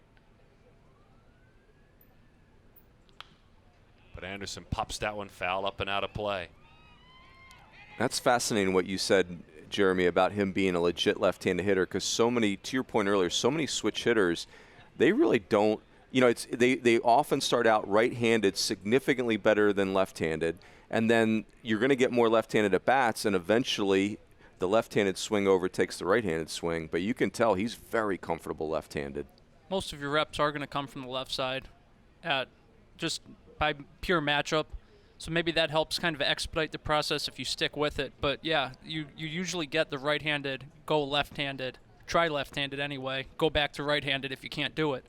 But for Anderson, his left-handed swing's just as pretty as his right-handed swing. So does that mean for switch hitters you need 2 G-form elbow guards, or is the elbow guard switchable? Those are switchable. All right. Interchangeable. Thinking they had got the switch hitters in mind when they made the product. Smart. Family friendly. I like it. Hot shot, base hit right field for the non-committed athlete. 1 run will score. And they'll throw up the stop sign. An aggressive turn out there at second. Draws a back throw.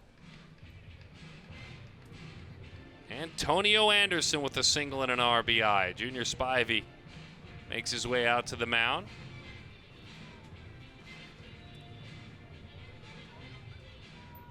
And Kambal,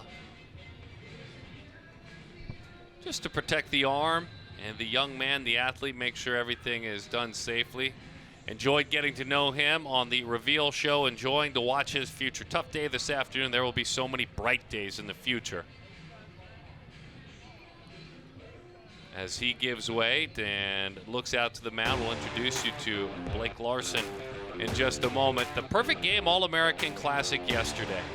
Alex Mooney was a story, certainly, and he was all sorts of fun, the most valuable player in this game. The top players in the nation, Harry Ford with the lone home run in the game. Folks, Joey Gallo homered in the All-American Classic. And now a guy like Harry Ford has joined that very short group. The West squad is big. Mr. DeBeck, Max DeBeck. Perfect Game All-American Classic. By the way, that will be available on perfectgame.tv in the archives later on this week. You can watch it, Runes, over and over again. And let me remind you, on MLB Network Radio tomorrow night, if you like to take in the game audio style, and most of you classic baseball fans do, as Sunday Night Baseball comes to an end on MLB Network Radio, the audio call of the Perfect Game All-American Classic. And you were a part of our broadcast team. Yeah, myself and the great Alex Friedman, who is the Oklahoma City Dodgers play-by-play guy. He was outstanding, super fun. Yeah, that was really fun. Nothing like baseball radio, Sut. Hey, you guys did great. You're putting that together for airing on Sunday. And by the way, long term, that'll be available via podcast. You folks will be able to relive the Perfect Game All-American Classic video later on in the week. We'll have it ready for you. Come watch it on perfectgame.tv. And then the audio, we should have that able to share with you early in the week. Go find it, the Perfect Game All-American Classic. Let's take a moment and tell you about Des Moines, Iowa native out of Southeast Polk High School, Blake Larson. We'll see if he pitches the next inning as well, or if this is his inning. Plays for the Iowa Sticks, and this is a good all-around athlete. Really good athlete, really projectable athlete. How so? He's, just look at him physically. There's, again, nothing to him physically. If he turns sideways, you're going to lose him. But that doesn't detract from him. As you can see, the arm speed here, Arune's up to 87 first pitch right there. The best we'd ever seen him was 86. That was at the National Showcase. I talked to him yesterday. I said, hey, have you ever thrown 86 prior to the National? And no. So he's still coming into his own and seems to be getting better, stronger every time we see him. Yeah, that's a quick arm for a kid that, to your point, is going to really fill out and get much, much stronger. Listed 6'1", 140. So there's not a ton of mass behind it, speaking to just how fast the arm really is. It's a great time for Iowa baseball. Think about, Ian Mahler in the All-American Classic. Yep. I mean, could be a first-round pick as a Iowa high school athlete, and University of Iowa's on a really nice run in baseball. Levi Usher, who's at Louisville, has got a chance to be a high pick. Blake Larson here, and we'll see Sean Gamble in the 13U game tomorrow. Another young Iowa native.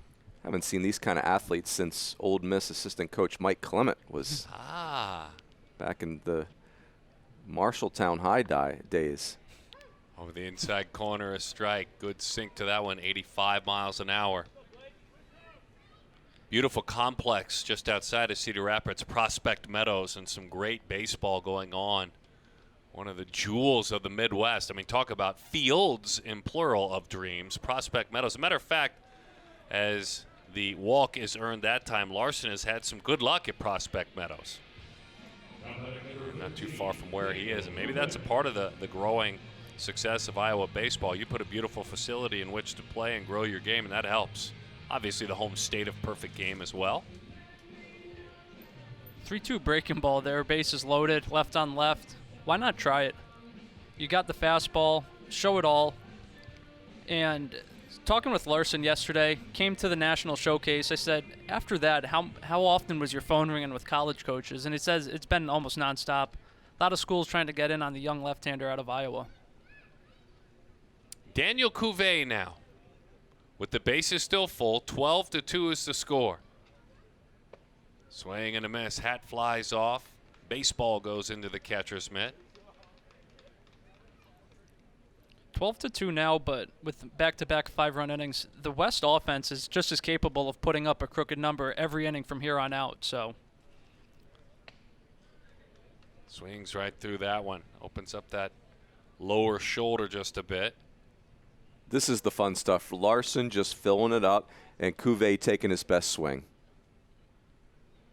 We'll see Mr. Walco throw because of this change. Walco will throw in the 8th inning, which will be a nice opportunity for him.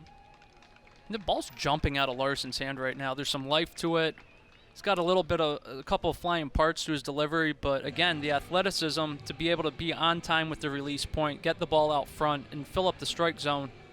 It's an impressive young arm that's only going to get better the more we see him. Kind of your old-fashioned lefty where there's a little bit of cut to that fastball. Can't throw the ball straight, and that's a good thing. Wraps that bat over his helmet. Smithwick takes a strike over the outside corner. Campbell, who has been really fun to watch catch, went after the first pitch, was retired his last time up with a screaming line drive out to center field. Son of Jessica and Austin, and a 4.7 student in the classroom.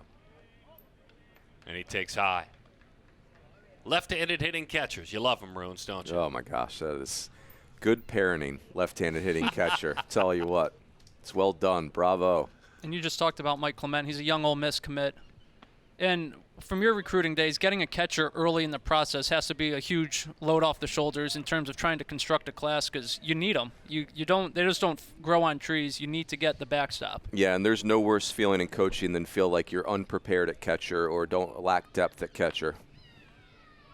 The only challenge is when you commit Campbell Smithwick, and then you watch him get too good for college baseball and end up being a draft pick. But and that happened with Hayden Dunhurst. Luckily, he got there, and we saw what he did freshman year. But that was the type of skill set that could very well have not arrived at Ole Miss. Yep. I love the workman approach, by the way. The towel hanging out of the back pocket. Yeah. You know, if the hands get a little slippery, he's a catcher, so things get a little messy down there. You got that towel hanging out of his back pocket. That's kind of something you'd see more from a bowler than a catcher. It's awesome. Smithwick, the hitter. That red jersey, I guess you'd call that pocket right, that is possessing the towel. There it is, saying hello to us. That's not an inside-out pocket, folks. No. That's his work towel. Love it.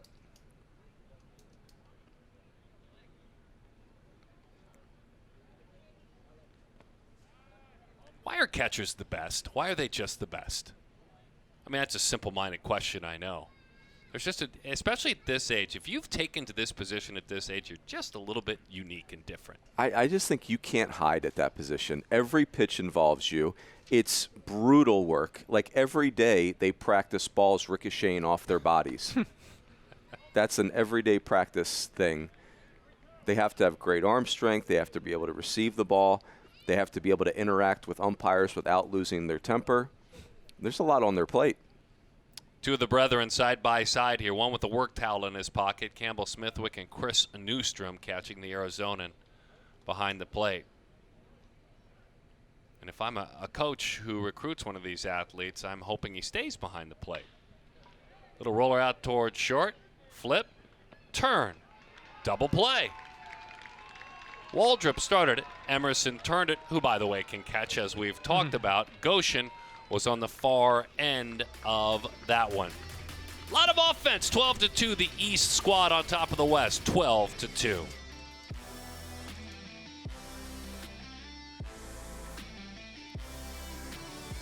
There is nothing finer in the field than putting a Rawlings on that hand and going to work. And there is no more finer in the field than our Rawlings Defensive Player of the Year at the 14U age group. Presenting our Rawlings Defensive Player of the Year, longtime successful player and manager Clint Hurdle. We welcome him.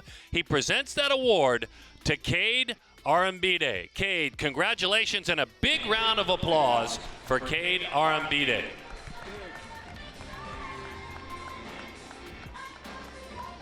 Look at that. As a catcher's mitt, he is shifting gears too. And a classic look there. Ah, good stuff. Very good stuff. Oh, that is beautiful. I think Danny Wexelman may have a quick chat with Cade. Cade, I know that you've been working tirelessly on your offense. I know that you hit a bases clearing triple, but you pride yourself on your defense. Yes, ma'am. How exciting is it to earn this award? It's very exciting. I'm very thankful. I made a butthead mistake over there in the first inning, but look past it. Just try to do my best and help my pitchers as best I can. So we have Dragon standing next to you, future all-star catcher here, who's been with us all weekend. What did it take to get to this point in your career so far to earn this? A lot of hard work every week, just grinding, trying to be the best I can. Cade, congratulations. Thank you. Thank you. Darren? Outstanding stuff, Danny. Very good job. Oh, we love the hero that Dragon is, too, representing Toby Keith's OK Kids Corral and the battles that Dragon has won, inspiring all of us. As we move along to the bottom half of inning number 5, we'll take a brief break with those awards, but mid-6th, we'll tell you about the Offensive Player of the Year. Mid-7th, we'll have the Pitcher of the Year. And mid-8th, we'll have the Player of the Year. And certainly excited to reward these athletes that have worked so very hard. Right-hander, ready to roll. Eduardo Fernandez. Eduardo Fernandez, Miami Christian. He's from Miami, Ohio. The Florida Aces, his travel team. Loves his Marlins. He is a Marlins fan, 305. Aces Elite. Miami Christian from Miami, Florida. He's actually committed a couple days ago. Guess where he's committed? I'm going to go with Miami? Yes. Okay. So a brand new commit. That's Yep. outstanding. I'll have to change that right there when we get a chance. A brand new commit, a little bit of breaking news. Thank you, Jeremy. I'm told we may have a commit a little bit later on in the game. Really brand new. Yeah, fresh with the one coming up, but Norberto Lopez getting it done in Miami, getting the commitment before he gets on TV. Okay. And with Eddie here, we saw him last year at the 13U, but now he's a different pitcher. The velocity's climbed. The slider's a legitimate swing and miss pitch. And he came to the 14U National Showcase, kind of similar to Jensen Kente. If you blinked, you were going to miss his outing. It was a lot of strikes, a lot of swing and miss, and he does it with a sense of ease. And a strong-bodied frame, durable, the type that you know you can give a ball to, and he's just going to run it deep into an outing. Excited to watch him pitch. Brand new Miami commit, Big Eddie. Eduardo Fernandez. Merta is mom, Jose is dad, and he deals with Parker Pico. MV pitcher Parker Pico at the 13U World Series. And he just got hit in the helmet with a slider. He's all right. Another first pitch slider. Saw it with Ridge Morgan, see it with Eddie Fernandez here. Well, that's not bailing out right there. No.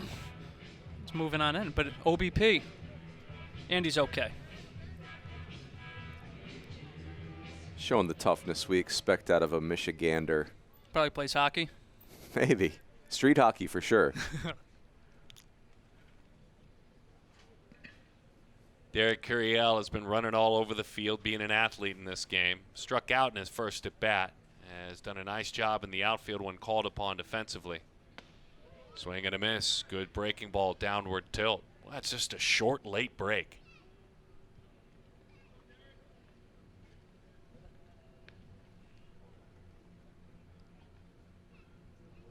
Shadows are going to start having a factor here, too, as they kind of creep over the stadium top. Little roller. Only play is at first. Good play. Take the out. Move on with your inning. And that's not any old out he just collected. Curiel is not an easy man to retire. No.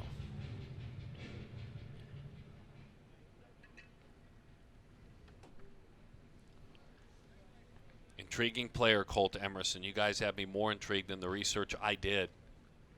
Brother Brandy's a student at Ohio State. Gold medal winner, by the way, this young man, USA national team in Taiwan in 2017, the 12U national team. And this is in Colt Emerson, a varsity football player's freshman year. Team Elite, his travel team. Two really good defensive plays in this game. Got to that ball in the 5-6 hole, and then the backside of that double play. Well, you think about this class, right? And I'm going to miss names, but just guys that have popped into my head and watching them play in the infield. Emerson, who you guys tell me is a better catcher. South of Scene, who's out of the west side of the world. Sorry about that. No, age. That's what they say about Emerson. We're seeing this here, and we don't want to detract from what he's showing in the infield. Right. Runes is all in love in the as dirt, a matter so. of fact, could we not use that C word when it comes to Colt Emerson now, again? You know where I stand with that. I'm just blown away with the purity of the position. You know, there are a lot of young men that will work with coaches, and at times, Runes, forgive me because it's hard work, but you can become a bit robotic as a position player wherever you may play. That is not the case with like guys like this or guys like South of Scene. They were meant to play in the middle of the infield. No doubt. And Emerson and South of Scene, their styles in the middle infield are polar opposite, but still both great players. Waits as long as he could on a sinking fastball at 85 miles an hour. Emerson committed to Auburn, and they've got a really good shortstop right now in Ryan Bliss. We were wondering if he could handle shortstop when Will Holland was drafted, and through 18 games, Bliss 0 errors and hit .380. Yeah, and Bliss, he was one we were able to identify at an early age defensively. Like, who's that? You see one ground ball, and you're locked in on him for the rest of a tournament. And then he kind of adds some strength, and the physicality takes off, and then the offense jumps off, and now he's a starting SEC shortstop. Mike and I get a chance, and you want to find us at Debuts every Tuesday night at 10 o'clock Eastern. It's Perfect Game College Baseball on ESPNU on Sirius XM. And one of the reasons Mike is here is his knowledge and passion for the game of college baseball, his relationships, and the recruiting angle of this event. Breaking ball, it's fouled off, and we'll do it again. Just an interesting and challenging year for all college coaches, no matter your rank on a coaching staff, head coach all the way down to volunteer assistant. A year when they couldn't do much of anything besides put together great Zoom calls. Yeah, you go from spending so much time with these players and such an important time in their lives to just being absent. Really tough. You and I talk to him every week. Every week we have 2 or 3 coaches that we talk to. Boy, he stayed back nicely on that breaking ball, and he earned that base hit. Good piece of hitting there. Yeah, again, the exit velocity is 71. I'm glad that dropped down because it was about the approach. It was about I'm waiting, I'm going. He didn't leak out front, and he earned himself a hit because of it. Yeah, I am all in on Colt Emerson. I mean, just his feel for the game of baseball is really advanced. Dropped in front of Sigler out there. Brennan Sigler in left field. Theodore Teddy Gillen.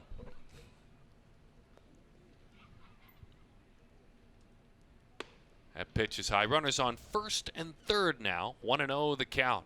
So you talked about recruiting being different this year in terms of just 2020 not being able to get out on the road. But Right. Runes, when you were at ASU, you weren't looking at freshmen, rising freshmen, 8th graders just yet, were you? No, I mean, you would know if there was a really stud freshman in your backyard. So you'd know about Chris Newstrom when you were there. But you were laser focused on the rising seniors. You know, that's really where the commitments were happening. You wouldn't have as many commitments in the All-American game as we do. Virtually everybody's committed. Yeah, back then you went to the area code games and that's where you were signing players. Wow. And now, Mike, wow. I mean, it's flipped so much. It's even when I started, I was my very first ever perfect game tournament, just doing the iPad behind the plate. Jemai Jones was a player, just turned 15 UWWBA, and college coaches weren't even going over watching 15U yet.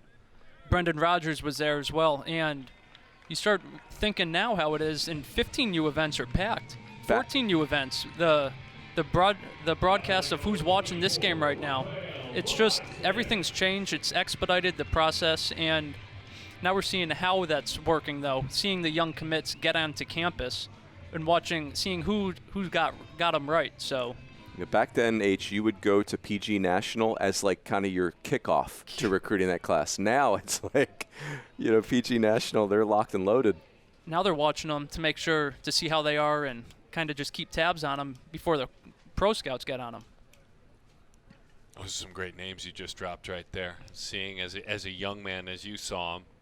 Just kind of my first experience. Jemai's in the big leagues now. He got the call off the, what do they call it, the taxi squad. He was over in Long Beach at Blair Field.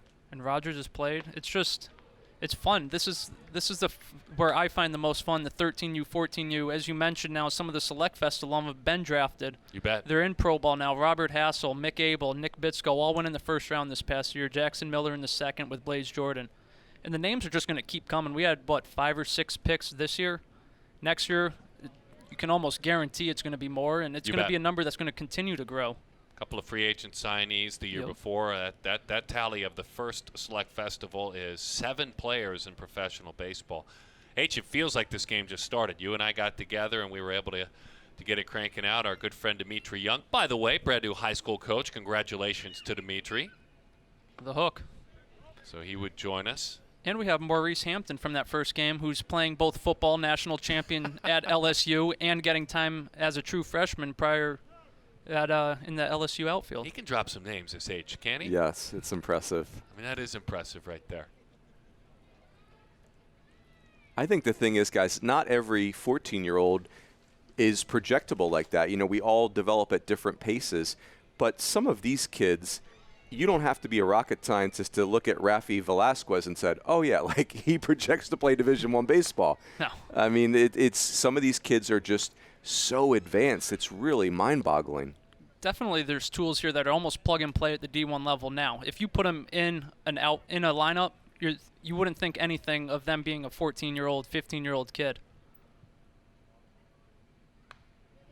Back to the screen it goes. We'll do it again. 2 balls and 2 strikes.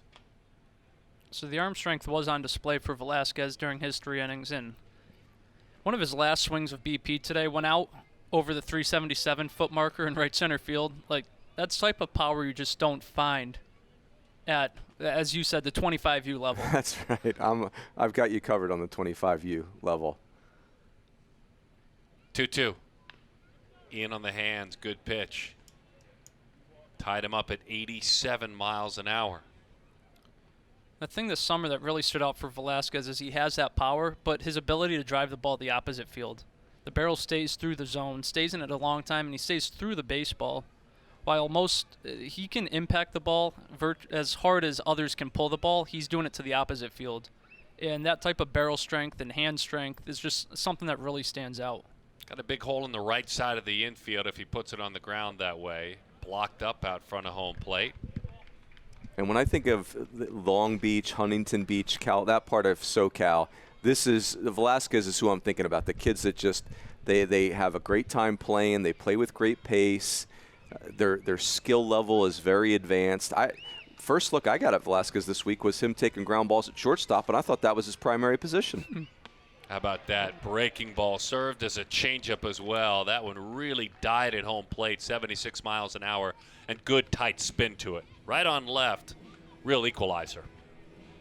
Just 3-2 bases loaded. Why not? Love it. Boy, that's a beautiful pitch. Ralphie just gives a smirk and has to walk. 3-2 breaking ball. And an 0-0 breaking ball for strike 1. Brennan Sigler. Farragut High School, Knoxville, Tennessee. Good in the classroom, an honor roll student, a 3.9 student in Sigler. MVP of the 14U WWBA. And 11 times he's been an all-tournament performer at PG events. 11 times.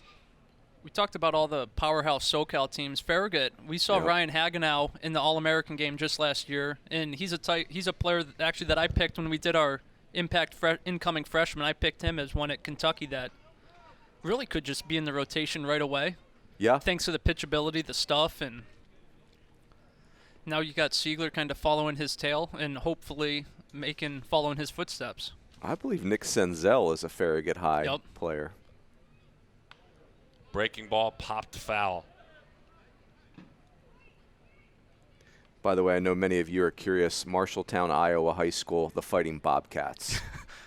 Runes just spent a half inning looking that up. That's right. But that's the content we crave. That's right. I'm here for the audience.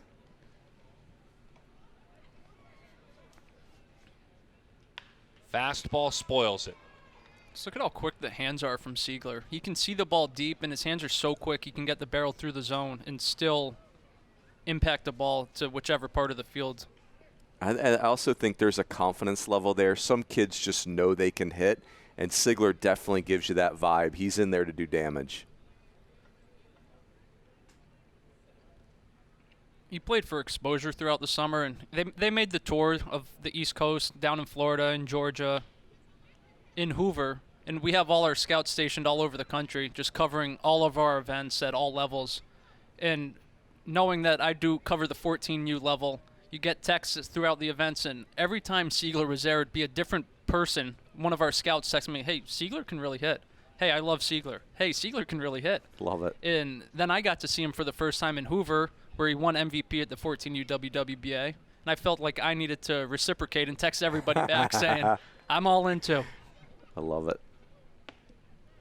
Rushed off and left that one behind. The arm just late in getting there. So many little things you notice in games like this. For Fernandez, in a real pickle here, but has not changed his expression. Just has pitched with great poise. Now we'll see if he gets out of it, but love the composure. Bouncing ball, middle of the diamond, tracking to the bag, and that will do it. He did show the composure.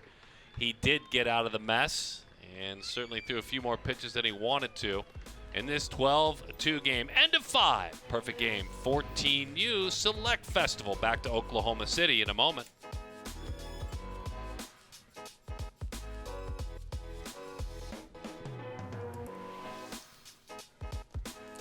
They say someone always has it worse than you. But when your child's diagnosed with cancer, you know that can't be true. You know you're starting a journey that's harder than anything you've ever faced. But it's nothing compared to what your little one is going through. So you buck up and you fight. It's devastating. I mean, you can't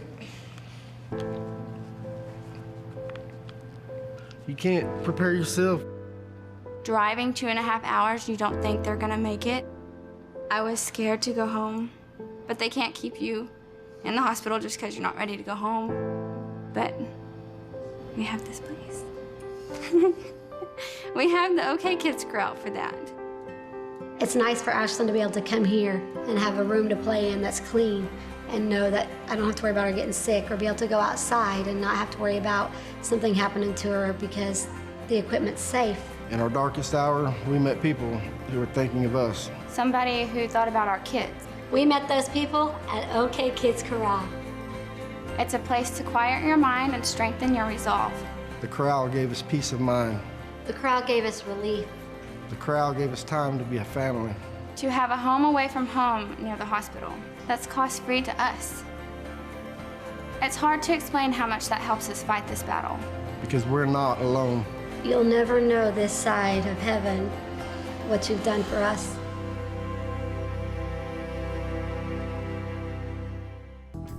U Perfect Game Select Baseball Festival.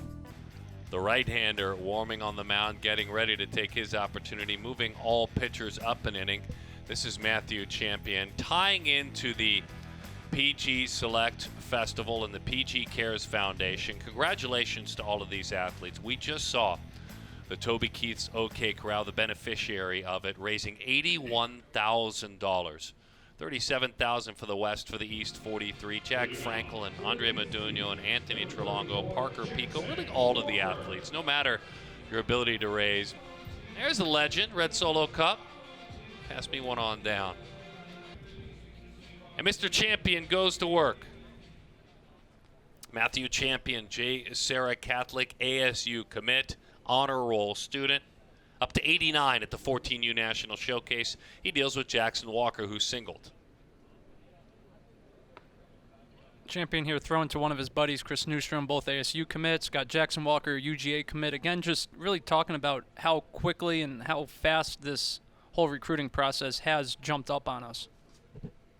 Well, I think Matt Champion's the perfect example of that, Jeremy, where it's you know, you don't have to be a baseball person to look at Matt Champion and say, oh, yes, I would like to invest in that. That he is so gifted athletically.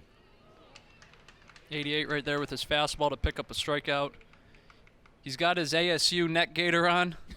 He's proud to have committed there. And they got him out of California, which is a hotbed of big college programs, too. So that in itself has to be a win for the Sun Devils staff. No doubt. And I'll tell you, guys, the Pac-12 in baseball, there's a real, it's always been a great league, but there's a real resurgence happening in that league right now.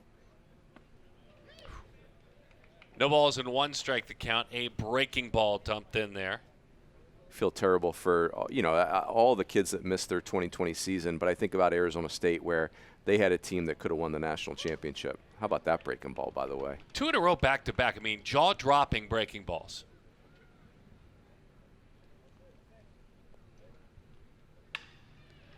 Ready for it. Fastball in her hands. Quick hands, strong hands to fight that one off and earn a base hit. Boy, what a great approach right there, just fighting through the zone.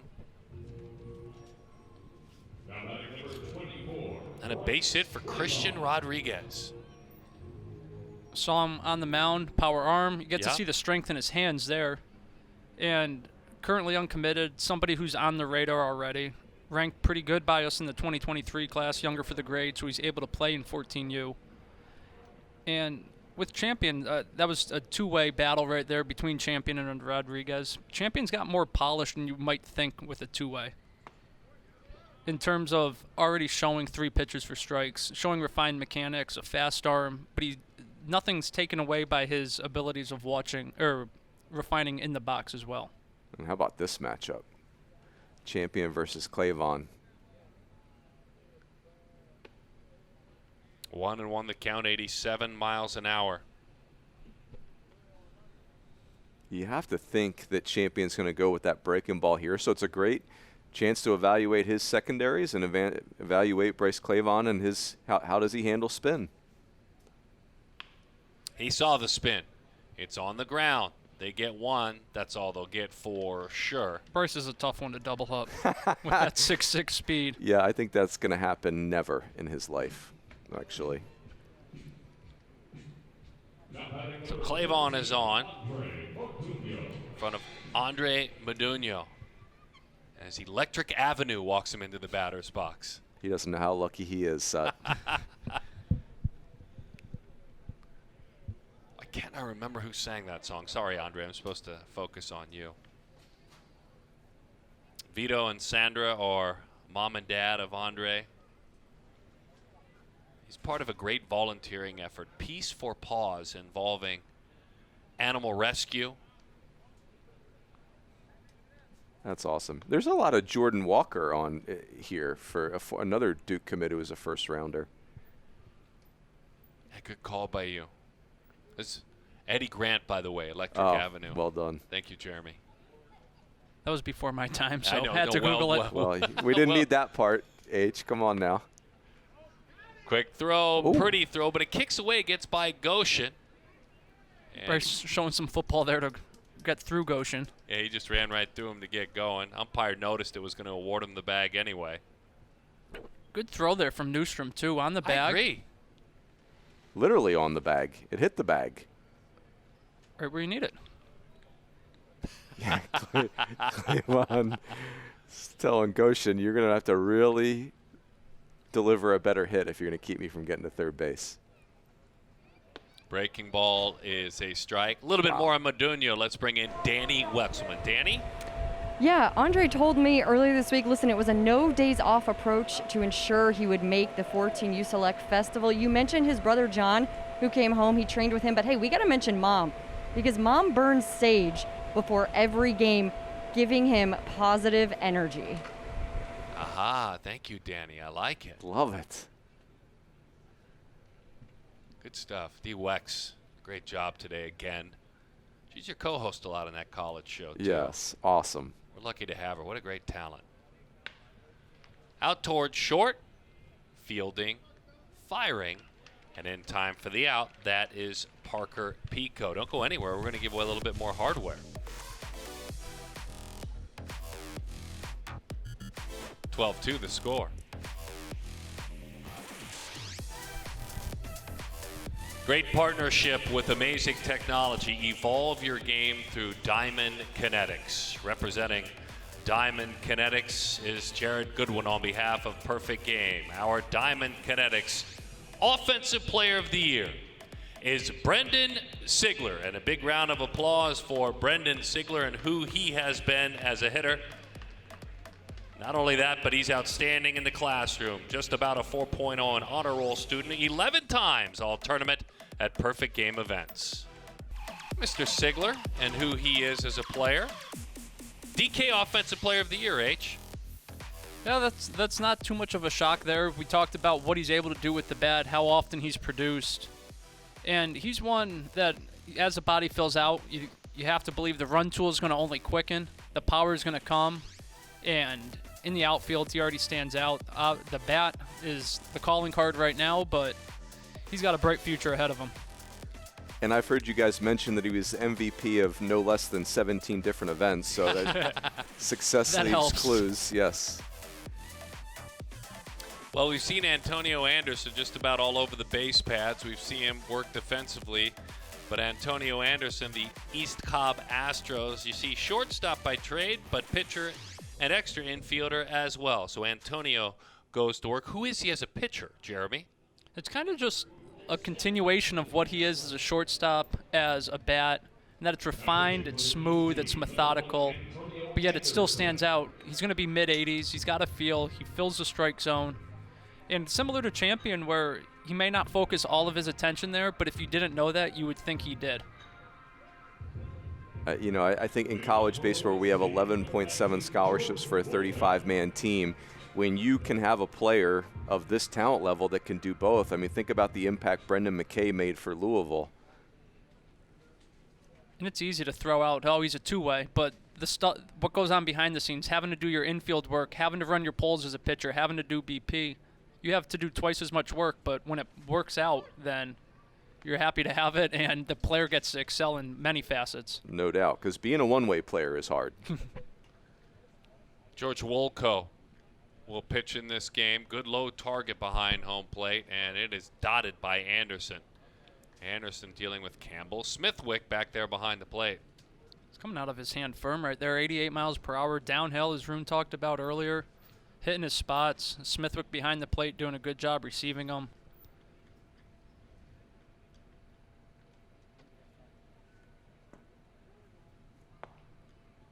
Spins off that one, gets the sink that he wanted.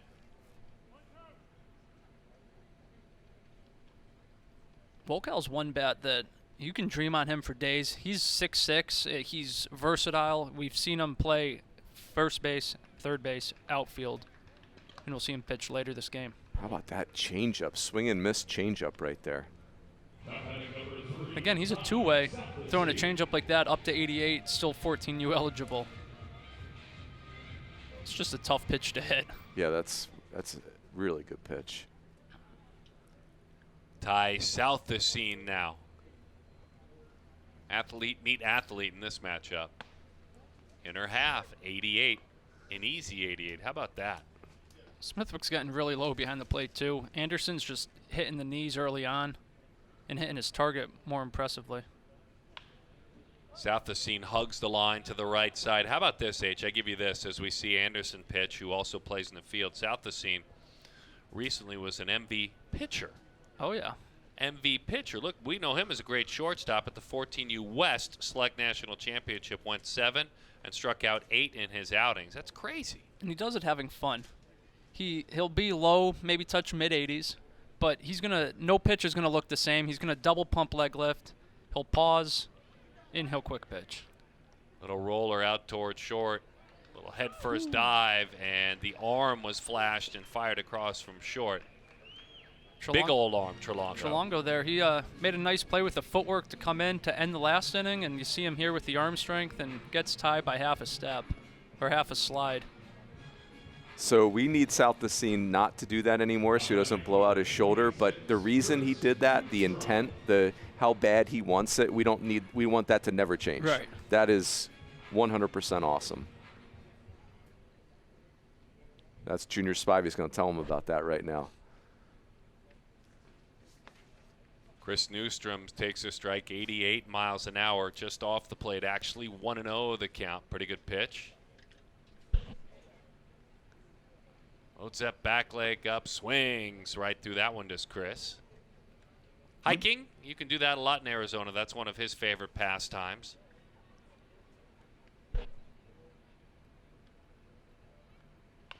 Go hike the McDowell Mountains. You can go hike Camelback, get a good workout in. Not now, though. Probably not the best time of year to go hiking in Arizona. Better get up early.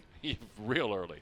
I'm really excited to see Newstrom pitch. As athletic as he is, I think what I saw on video, his arm tool might be his best talent.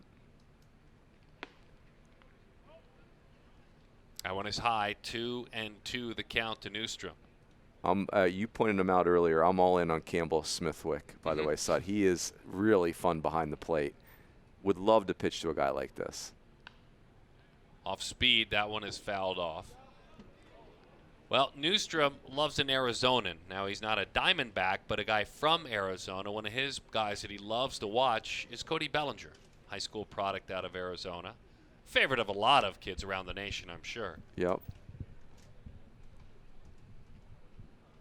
But AZ's an interesting place if you're a high-level travel ball player.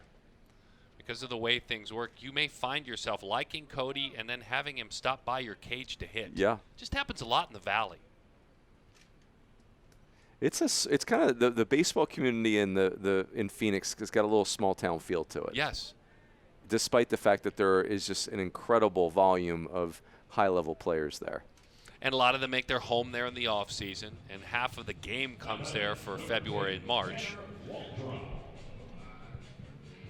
But there have been stories, as we've talked about before, especially during quarantine, where You know, a place like where the dirtbags work out, major leaguers have just known about it, stopped by and hit for a couple of days. And so if you're a young player, you sit, you watch, you ask questions.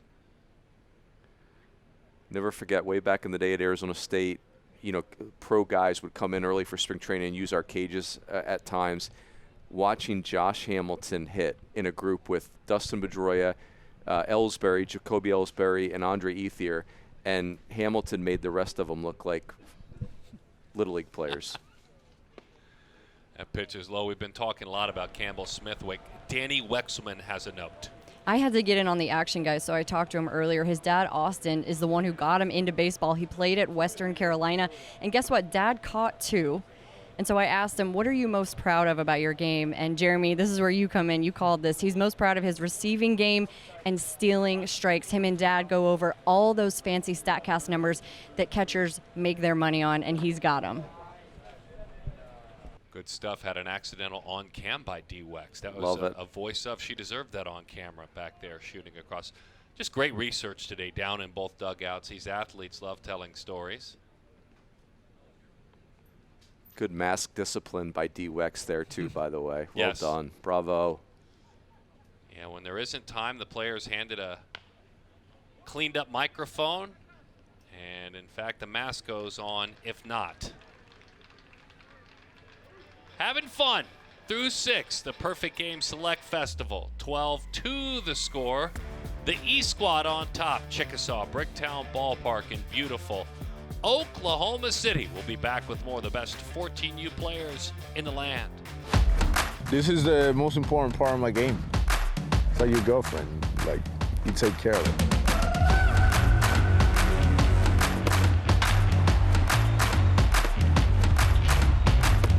You have the Gold Glove, and then you have Platinum. Platinum is the top defender of the league that year. It stands out, so you know that's my baby. When I'm hitting, I'm by myself. When I'm making defensive plays, I'm helping my pitcher. You can't go and slow on defense.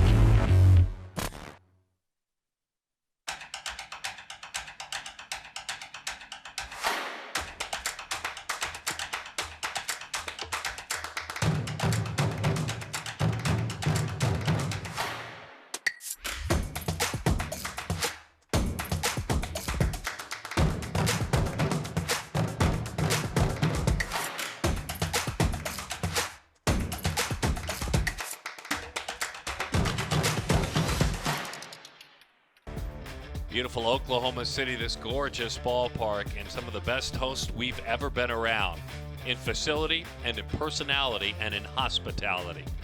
Here in Oklahoma City, the host of the All-American Classic, the 14 and 13U Select Festival, and we get to know Zach Edwards. We talked about him earlier, the big man out of Utah. You and I enjoyed our conversation, a confident young man. Now he gets a chance to pitch. Definitely. He's somebody who kind of exploded onto the scene. We hadn't really known about him. Comes out Arizona, touches 88 as a 14U, dominant performance over a really good travel program in one of the playoff games. And just like that, he becomes a known commodity. College coaches know his name. All it takes is that one outing, and it's something he's built off of, and now we got him here at the 14U Select. And Eduardo Fernandez will take a swing at it. His first at bat of the game, we saw him work on the mound. You could say, well, why the shades? Well, here's why the shades, because where he stands, there are shadows, but where he looks, there is bright sunshine out there in center field. So the shade's just fine for him. Good pitch in on the hands, not an easy play. On across the diamond, he made it look easy, and tough to get a good start running when it's right in on your knuckles. Gillen, the shortstop out there. Yeah, Teddy Gillen made that look really easy. You're right, so that was a tough play made easy. What stands out even more for Theo, if you didn't know, or if you do know him, he's only been playing shortstop for a couple years. Like, that's really just refined footwork to be able to come in. The arm strength has taken an immense leap since last fall, and we know what he can do offensively. So you're really looking at one of the more complete players already at the 14U level. P.J. Morlando, Mississippi State commit. Singled in a run back in the 4th inning in this 12-2 game. Mississippi State, one of the great atmospheres in college baseball. I remember watching Stanford play that Super Regional in Starkville last year, and it looked like a haunted house. Like, that's how intimidating it looked. They love their college baseball in that town.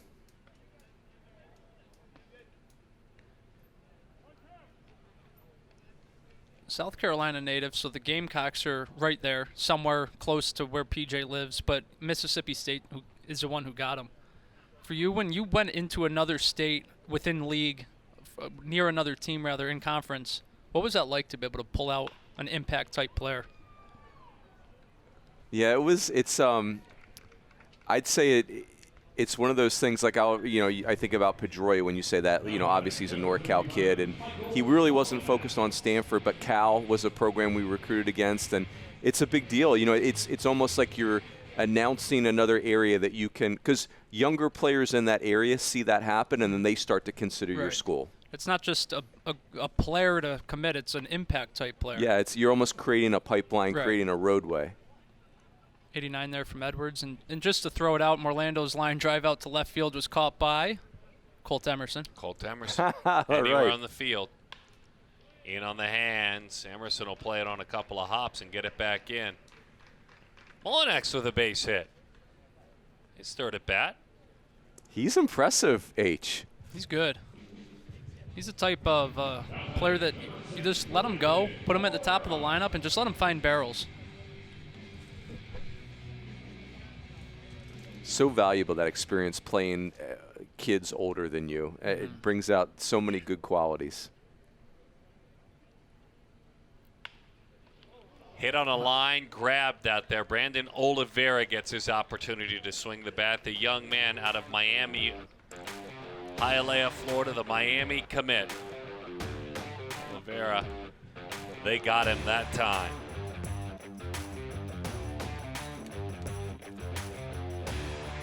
You earn respect when you are given the starting knob in any PG national event, and the same can be said for this young man.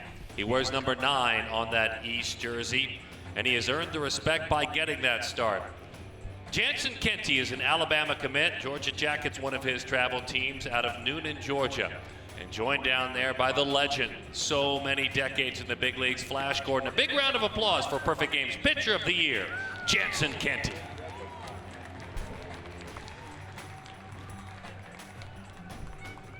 Jansen, I know you like to let your actions speak for you, but what does this award mean to you? It means a lot to me for giving this opportunity and show what I've done all year, and blessed to get this award. Who are some of the people who helped you get to this place? All of my coaches, my workout director, and everybody, my family. Jansen, thank you. Congratulations. Thank you. Darren? Yeah, good stuff. What a humble young man. I enjoyed watching him. I enjoyed watching that left arm. Yeah. I mean, I really did. Very impressive. It's unique because it's that confidence to throw from the left side, H, but to get, not just that four-seam up out of the plate fastball. It's that heavy, you hate it if you're a hitter, a heavy left-handed sink. Especially at 14, you're not entirely comfortable swinging wood, so he's probably going to break more bats here just coming up at more so than most pitchers his age. All right, so what do we know about Bryce Clavon, the pitcher? We know what kind of an athlete he is, and we've been talking about it all afternoon long. It's deserved. We know that he plays football very well, too. This is one of the more gifted athletes in the country and an Oklahoma commit. But how about as a pitcher? He's going to fill up the strike zone. It's a short little arm action, quick arm, low 80s. He's not going to blow you away with the fastball, but he's going to mix speeds here and hopefully hit both corners and make a quick inning up for himself. And pitching to Zion Rose, who just threw an absolute frozen rope to second base. So this is going to be a really fun battery.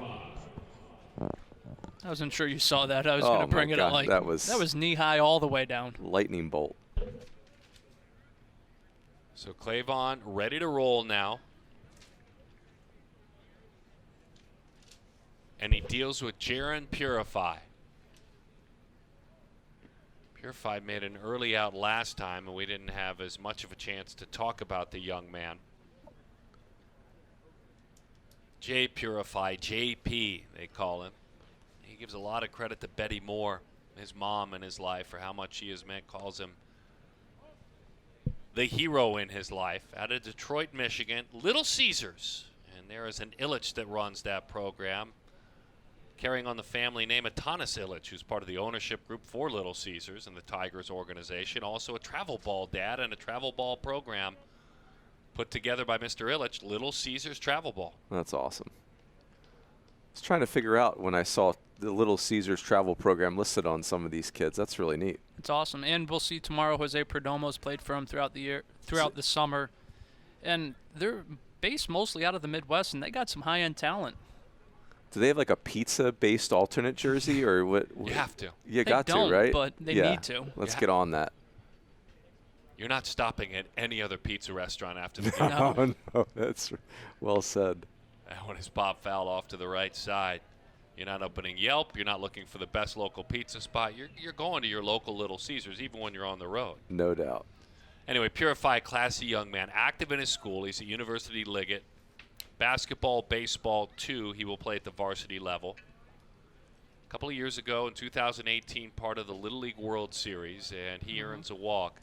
And very active in his African-American presence as well in his school. Has been the leader of a couple of groups that have had impact, and a group called Black Excellence, Black Voices, Blacknificence. That is all stuff that he has been a part of putting together at his school, so kudos to that young man. So far, I mean far from just a baseball player. Well, you picked a great school to continue that. Michigan is all of those things. We show you the font for Purify. Obviously not him, as digging in to swing the bat is Burke Mabius. Saw him hit right-handed earlier in the game. Get to see him hit left-handed. It's real power from both sides. We're going to get to see him catch coming up here. And again, he's going to continue as Zion unloads. He's going to continue with the arm strength once he gets behind the plate as well. By the way, Jeremy, same rules apply as when Velasquez was catching. When Zion Rose is catching, it's mandatory stealing, so we can watch him throw. He had no business throwing that ball to try to make it a close play, and yet with the arm strength, had it been a little lower, you're getting a bang-bang type play there. It's awesome. NBA Nevada, the important details about Burke. 1-1 the count. Burke's at plate, Chris. Played in the minor leagues for quite some time, was a pitcher, nearly 400 minor league innings. Son's a catcher, dad was a pitcher. And they played college baseball, one of my favorite little programs, Lewis Clark State College in Idaho, dominating NAIA program. Ed Sheff, the great Ed Sheff, Hall of Fame coach. Dad played for him. That's who Dad played for, Burke's dad. That's on my bucket list, Sut, is to go to the NAIA World Series up in Lewiston, Idaho. It's amazing. I pitched in it a long time ago in Lewiston, and I pitched the 1 or 2 years they moved away in Iowa. Big mistake. They moved it back to Lewiston. It's tough to beat them there. Yeah. But the atmosphere is unmatched. It's mini Omaha. Yep. I mean, that's the best way to say it. And Dad played there. Please get up there. I gave up some runs in that event. No way. We need to erase that memory and Sorry. reboot that. It's okay. In a few years, that story will change. That's right. Beautiful fastball outside corner. Clavon, as you said, just filling up the strike zone. That's all you're looking for. His future is going to be in the dirt somewhere, or maybe even center field, but this just shows his ability to adjust, grab an inning, throw strikes, and he's up to 83-ish right now with the fastball, which, again, we're playing 14U baseball. I could barely adjust to throwing 60 feet 6 inches at 14, and they're throwing it with some velocity to it. No doubt. Stay tuned. I hear rumors we have a college commitment coming up. Ooh. Like a public, right out in front of everyone. Let's Everyone's go. going to find out a college commitment. Can confirm. You can. Can confirm. Yep. I'm going to say this about you, and I'll throw you in the mix a little bit, but I think H just kind of works that crowd pretty well with his. I think you've probably known about this commitment for years. Yeah, H is hashtag in the know. I mean, when you see a young man make his choice and he makes sure that he tags H, I mean, that's what That's you right. do.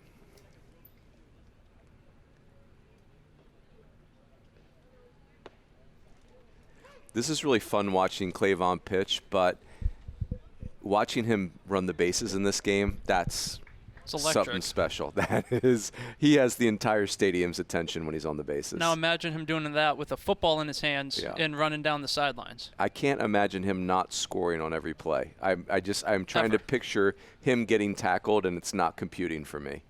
Everything's just a juke move. Yeah. Someone's hitting a button on Madden, and he's spinning right around That's the tackle. exactly what I've pictured right now. Waves at that breaking ball over the top of it. Murray just gets a piece. Just got a piece, so he'll come back. So one of the things that regarding this game, guys, that makes me so proud is that these kids could do anything they want, and they're picking baseball. Right. And they're playing other sports too, which is awesome. But when this level of athlete, and these kids are incredible kids, when they're picking baseball, you know the sport's in a good place.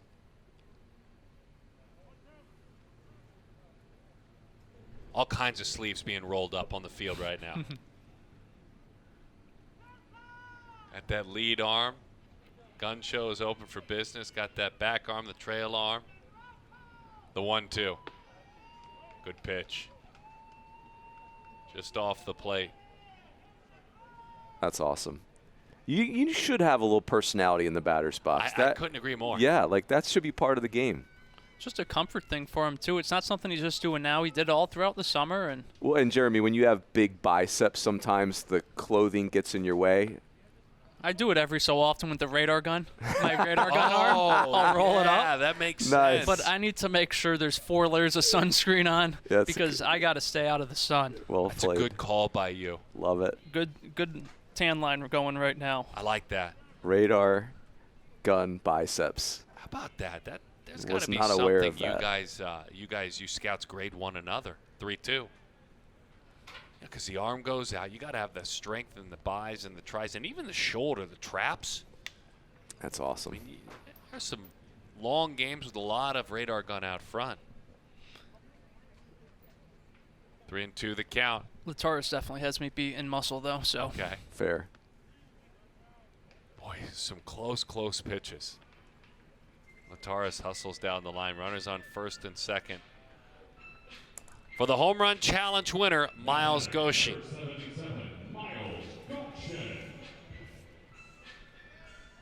So he and his dad, Miles, motorheads just a little bit, and they're working on an older car together. They're building a piece by piece an older car, but it's a hot rod, and they're hoping to set for its class. I'm not sure of all the details with regard to how many decades back the pieces date, but they're looking to get it to 200 miles an hour and for its class and age set a land speed record. Wow. Good way to bond. I mean, obviously, yeah, that's cool. Dad can do T work and throw BP for you, but not everyone in this generation with and heck, I'm in another generation, have no concept and understanding of cars. Maybe you don't hear it as much, Runes, with the younger players. I love hearing that. Yeah, me too. My dad taught me how to read the racing form. Is that analogous? That's good, yes. Math. It was like I ended up being really good in math. I don't know why that feels very Northeast. Yeah, it's very Northeast. High pop. To the left side, trickling into foul territory. That one is put away. Couple of steps into foul territory there. Jeff Luigi is there and makes the play. So Luigi's at third. Correct, H? That's Luigi over there. Luigi third, Cepeda at second. So is the rumor that maybe the third baseman may be making a decision here in a moment? Could be him. He's uncommitted. Wow. Uncommitted. Right here, though. Wow, it's almost like those amazing property shows where the couple picks the show right after this. Yeah. They pick the house. That's great. But what we do have committed here is David Hogg against Bryce Clavon. Yes. Two Oklahoma commits. Battling in Oklahoma. I've enjoyed David Hogg. Jeremy, have you seen a lot of him? Yeah, so he'll switch hit in BP, and it's really good from both sides, but then in-game he'll just hit right-handed. So it's a comfort thing. Maybe the left-handed's still new for him, but it's still a really good swing. It's short, it's loose, it's compact, but it's also powerful, which those are all good elements for long-term success. Yes to all of those things. An 0-2 balk, move the runners up.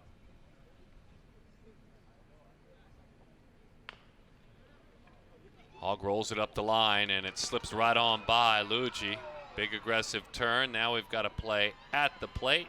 Trying to leap over. I mean, trying to get up way high over Zion Rose. Everybody's okay. Murray's okay. Rose is okay. Luigi gets picked up by his teammates. We have to see this one more time.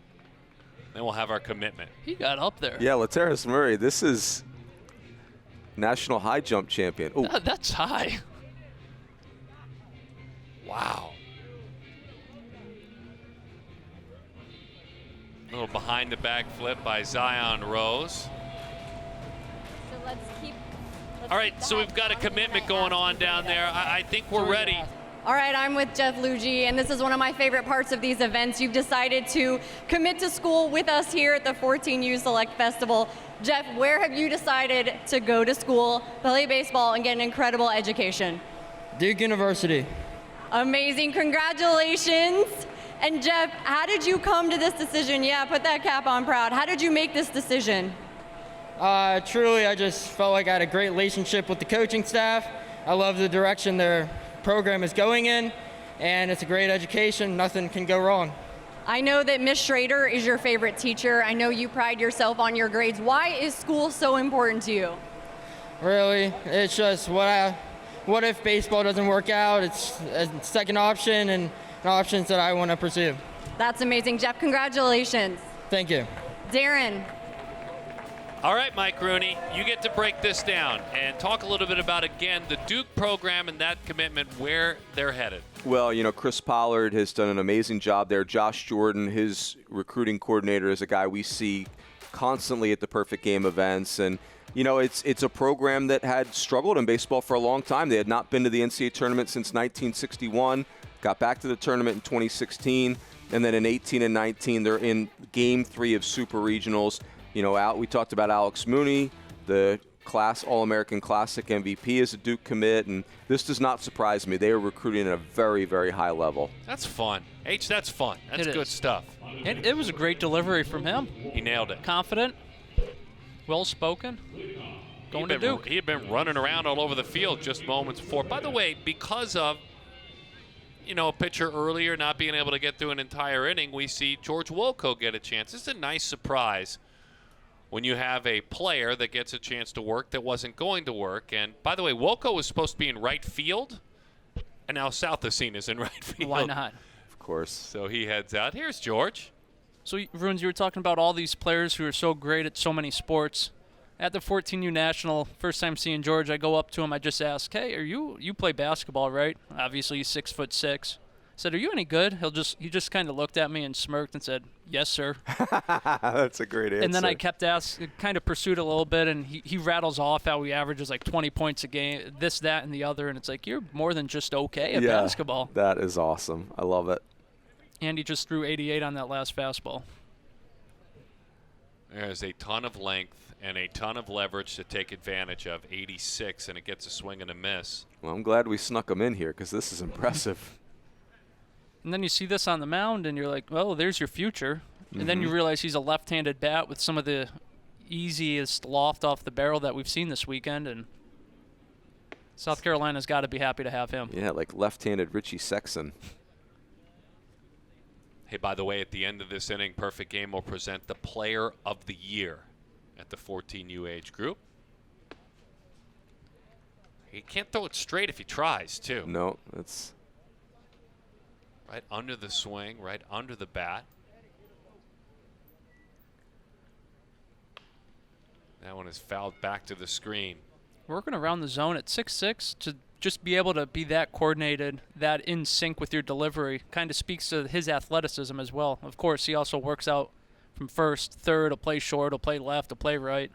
But look out, goodness gracious. Oh, boy, that's scary. 87 miles an hour right up toward the head.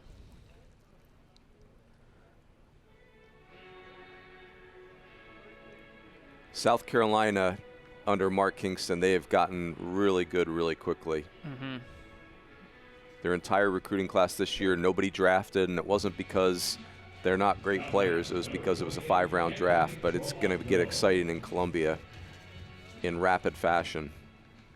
Anthony Trelongo takes his chance. That's something the shortened draft's really going to have an immediate impact on college baseball this spring. Yeah, it's exciting for college baseball. It's almost like college baseball be a mini version of the minor leagues. Yeah. I mean, none of us will ever want to see a 5-round draft happen again because it's just not enough opportunities for players and kids. But, I think a 20-round draft or 25 rounds does make a lot of sense to me. Which you'll see next year right there at 20 rounds and in July. And depending on how sports calendar go, we can't really predict yet, but if the College World Series ends at its traditional time, they're not going to have to deal with the Major League Baseball amateur draft. Yeah. As a matter of fact, they can promote one another. So awesome. No question. Yep. I mean, disappointed the draft is not going to be in Omaha. I thought that was a really cool idea, but the fact that it's not during the NCAA tournament is a home run. And so I understand where you're going, especially as a dyed-in-the-wool college baseball advocate. Second best choice, even for you, wouldn't you think, is going to the All-Star game? No question. Yeah, that's a. You should selfishly want it at the College World Series, right? But I think to your point, Sut, like removing it from the NCAA tournament, having it go after the college season, and then go to the All-Star week, yeah, that's a no-brainer. Yeah, you kind of get a little bit more hype that you've been seeking. They do a wonderful job at that draft every year, whether it's involving families from home or bringing those to New Jersey to the studios. Trelongo earns himself a walk, but gosh, I'm really excited to have it be part of the festivities at the All-Star game. It's always kind of felt like it belonged there. It just, the mechanics, the calendar never synced up. Well, outside of a pandemic, baseball is very deliberate in changes that it makes. It just is. They made 72 changes this year, and some have been interesting. I know the young people have been watching these young men have been very open to talk about the changes in the game. Here's Zion Rose, who changes games when he plays. So he stays behind the plate long term? Come back to me in 3 years. Okay. He has all the tools to do so, and it's whether or not you want to keep him there is what it comes down to. Well, I do. As an organization, then there's no reason for him to move him off. He's just that type of athlete where he can make an impact wherever you do put him. Beat him that time up in the zone. And that one is put away out there on the right side. By the way, guys, Zion Rose, being a Chicago kid who's a Louisville commit, is absolutely on brand. Think about the great Chicago players Louisville's had. Nick Solak, Corey Ray, the Birdie brothers. That has been an incredible pipeline for Louisville, which is a national brand in college baseball right now. And when the honey hole's golden, you might as well just keep going back to it. No doubt. Great baseball, suburban city area. That pitch is high and away. Number 11 with a bat in his hands, Jeff Luigi. First at bat as a committed baseball player. Hey, look at that. We updated the graphic there. Duke commit. Nice job, guys. Elite TV work right there. Nice job, team.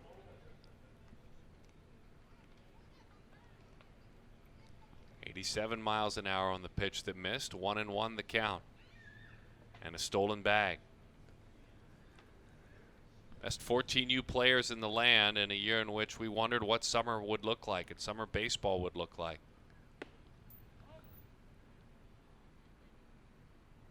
Whenever it's appropriate, and maybe now is the time, boy, just kudos to all you parents out there and step-parents and grandparents and those that keep our youngsters safe and sacrifice extra shifts, working hard, couples working to allow these young men the opportunity. Here's the good news, parents. I can't find one of them that doesn't understand how hard you're working for them to get this chance.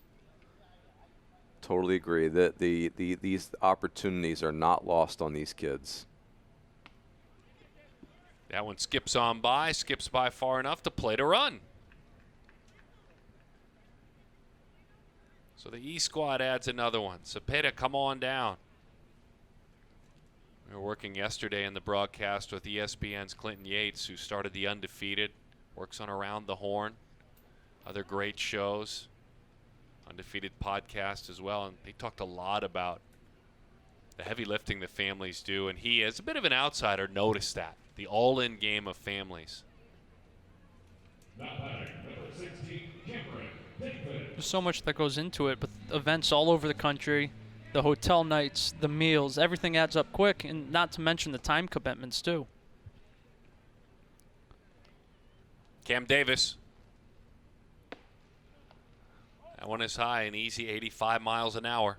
I will say this, guys. One thing I've noticed, travel ball was just getting going when I was recruiting at Arizona State, and it is an event. It is something that the families share. I remember, being in an event, a perfect game event in Fort Myers a couple years ago, and I go downstairs in the hotel to have breakfast, and there's a table probably of 12 parents and kids just having a howl. I mean, they're talking. They were from the Northeast. They're getting ready to play like the Canes or one of the elite teams, and you could tell that they knew the caliber of the players they were playing, and it's something they'll probably never forget. The parents and the kids will talk about that event in 15 and 20 years, and I think that's a big part of the travel experience that probably gets missed.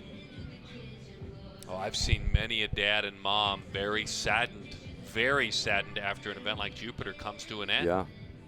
Because they realize, wow, this was a big part of our family's life for maybe a half decade. No doubt. And the relationships you build along the way, those are lifetime friends, not only for the players and their teammates, but the parents.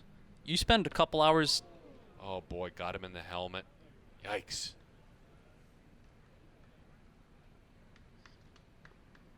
Cam's shaking that one off. Let's hope.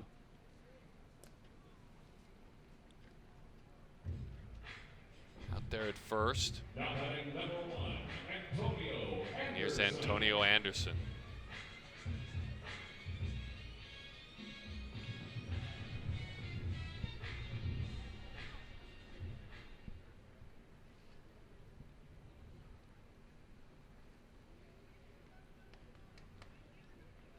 I think they may want to, let's see if they head on over there. Get the gear. They just want to double check, make sure he's okay. Flash Gordon will walk to that end of the dugout to ask again. You're talking about families.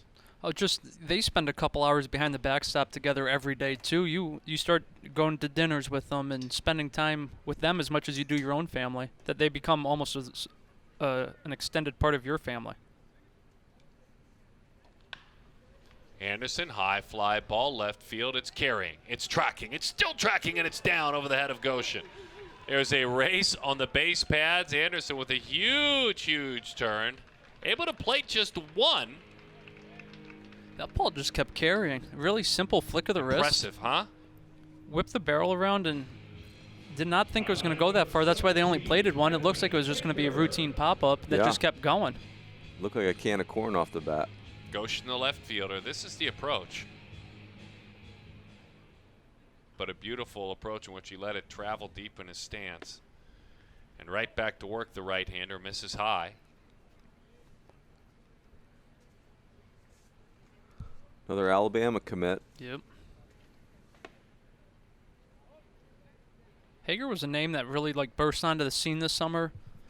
You kind of first heard about him. Couple college coaches texted, never seen him. Saw video, and video you can go. You say, yeah, that's not bad. And then you see him in person. First game I ever saw him, a triple to the pull side, double to the opposite field, stole a couple bags, and it's like, all that hype's real, and now we got to follow you the rest of the tournament. Is he a Motor City hit dog as well? He is. Him and Pico. That might be the best travel team name right now. No offense to the others, but that's pretty strong. My favorite is when the Motor City Hit Dogs match up with the home plate Chili Dogs. That's strong. The dog bowl, if you will. Yep, absolutely. Daniel Cuvée. St. Thomas Aquinas, Miami commit. Daniel 15 on his jersey, played at the 15U World Series and balled to 571 on base percentage this year. Plays for the elite squad, his travel team. One of the games at the 14U National had a two-hit day. First was a broken bat bleeder over the second baseman's head. Then to redeem himself, next at bat, turns on a fastball, obliterates it, long home run over the left field fence. So kind of redeemed himself, but in the book it's two line drives. One just happened to get over the fence. One barely made it out of the infield dirt. Buried that one in on the hands toward the dugout. How about that? Love it. How about that? tagging, and all the runners will move up. Heads up play there by Davis, too. No I one like was the covering. heads up play. I like the play defensively, but I love the base Yes, running. everything about that. A pitcher catching a pop-up. We need more of that in baseball. Yep. Maybe. And then maybe it depends on the pitcher. And then the tag up here. That's just 6.5 speed from Cam Yes. Davis. That you blink and he's gone. That's awesome. He's your boy Runes. Let's go. The work towel. The work towel, thank you. I've never seen that on a baseball field before, and I'm absolutely in on it. Count me in. But you have to be a catcher to do that, by the way. I just want to put that disclaimer in there. Sure. You have to do the hard work of catching to be able to have the work towel. Well, because, I mean, you start throwing the I should say the cliches out, and we'll throw it because, you bring your lunch pail to work every day. You're a lunch pail player if you're a catcher. Yeah, if you're the left fielder and you're doing that, you're labeled soft or eccentric or, yeah. Well, the catchers get a lot of leash because they've earned it. They'll let you know about it sometimes as well. That one is up and away. Cutting himself off just a little bit, and you understand it. He's not a primary pitcher. Such great leverage and length. Trusting yourself, just turning it loose. How about that one? Good sink to it. Lifted into left field. More good carry all the way to the warning track. Throws the helmet off. Thinks about 3. Hurries toward 3. The slide. The tag. Out at the plate. An outstanding replay. You said it, H. And didn't lose the work towel in the process. Or dirty it up on the slide. Wow, 16-3 the score. We're about to give away a little bit more hardware here. Love watching Smithwick hit. About to give away the Player of the Year award.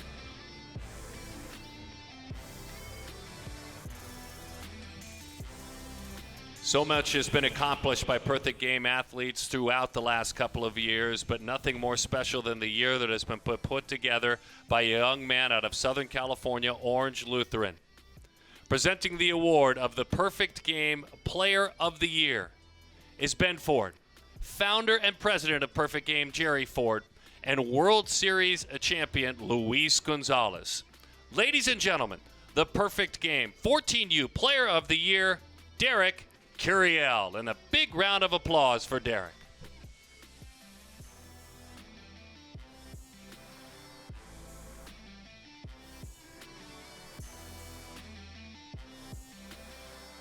As Ryan Gold goes to work, Curiel, left-handed pitcher as well, MVP hustle, all tournament at the 14U World Series and at the 14U WWBA. Congratulations, Derek.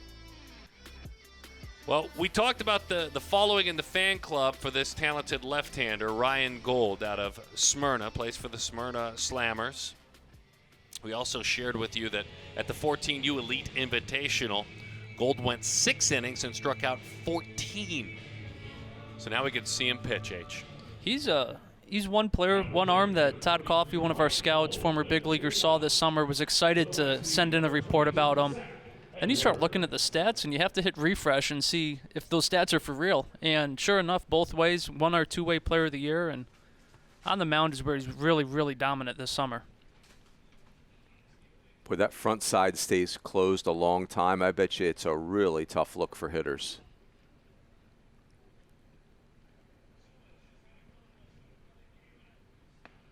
Stretch Swing only. and a miss. Yeah, working out of the stretch, 85 miles an hour from Gold. Comes out clean, too. Shorter arm action. He's a high school teammate of Michael Braswell, one of our PG All-Americans. Imagine that, having both of them in their lineup. See, that's the high school job I need right there, Sut. Just ease your way back into coaching rooms. Nobody can mess that up. Don't do anything. Just tell them to play. Stay out of the way. It's one of my strengths. Glad to have you with us, by the way, Mike Rooney. That's the man who's taking that next job. Jeremy Brown, who does a great job tracking athletes at all high school age groups, but specifically at that 13 and 14U age group. I'm Darren Sutton, and the brains behind the operation is Danny Wexelman down below in the dugout. D-Wex. Oh. How about that? Flutter breaking ball. 63 miles an hour, Flutter yes. breaking ball. That's unhittable. That's Zach Greinke's breaking ball, but left-handed. And that was after throwing a firmer breaking ball the pitch before. So you think you see the curveball, and then he drops this one in on you. Look at that. That started in the dugout. That is beautiful.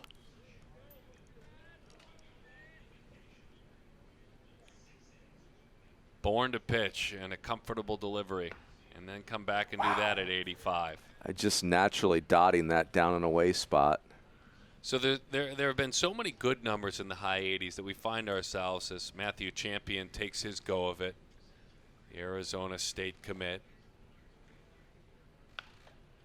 Looked like an off-speed pitch there to the right side. Long run, still heading over and into the seats it goes. But think about that. A breaking ball that you can command with that sort of change of velocity and an easy 85. I want to be honest, you almost start to take a left-hander 14 throwing 85 for granted in this event. Yep. Please remind me if I do that because I don't want to. Well, I'm just going to stick to college baseball. Do you know how many college baseball left-handed pitchers throwing 85 have won like 1 trillion baseball games? Mike Roth.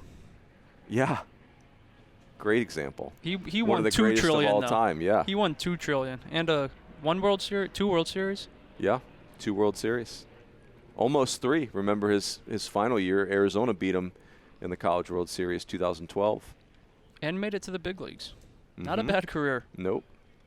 Zion Rose is his battery mate. You see Zion wearing number 4 on that red jersey. Again, this is the perfect example of these games. You've got Gold pitching to Rose facing Champion. Count me in for that.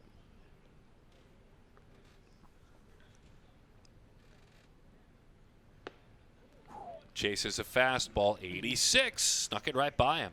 I mean, Gold throughout the summers, I think averaged almost 2 strikeouts per inning. Maybe like 2 1/3 strikeouts per inning. It's ridiculous, his numbers, and he's showing competition level doesn't matter. He's just going to continue to do his thing as he gets that fastball by Champion up in the zone. I'm telling you, he's got deception. You can tell the hitters don't see that fastball very well. And just pounding the strike zone also helps. Working ahead. Working ahead's one of the more key things in a setting like this. Just gives you an out. No doubt. Gives you a couple pitches to play with if you miss. Now, if he can do that, if Gold ends up being able to throw his fastball into right-handers, that's pretty much a ticket to play baseball as long as you'd like to. Yeah. Michigan's Parker Pico. There's a harder version of his breaking ball. Not quite the 63 we saw earlier. Can we call pitches from up here, Sut? I'd like to see the 63-mile-an-hour dipsy-do breaking ball I'd like again. to see if we can get sub 60 on it. Let's go. And still get break. You get me strike 2, you'll see that pitch. To the right side, beautiful piece of hitting. Didn't get to strike 2. I mean, just a professional at bat. Let it travel, throw the bat head, single. That's all you got to do with that. Especially against an arm like Gold. That's awesome. You see previous hitters not seeing the ball very well, and you just pop one to the other side of the field and get a base knock. That's big time.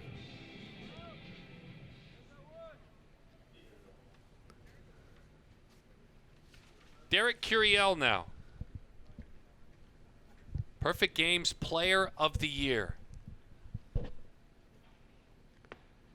We've been through a lot of the accolades. Why, for you, is he the man that earned that award? The summer he had, I mean, the numbers are one thing, but the way in which he went about it, it's all fields with the bat. We saw the defense, and that defense, whether it's BP or in-game, he's out there just ranging, having fun, and he performs at the highest of levels. And when you have all that, and you're a left and ultra projectable, it's a very bright future for Derek Curiel.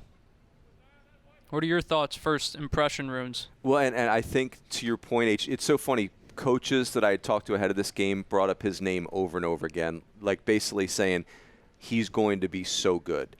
And it's interesting. He's not even strong yet. No. And think about how complete his game is right now. And as he develops strength, it's scary to think. I mean, I watch him play, and I'm thinking he's a more athletic Mark Kotze.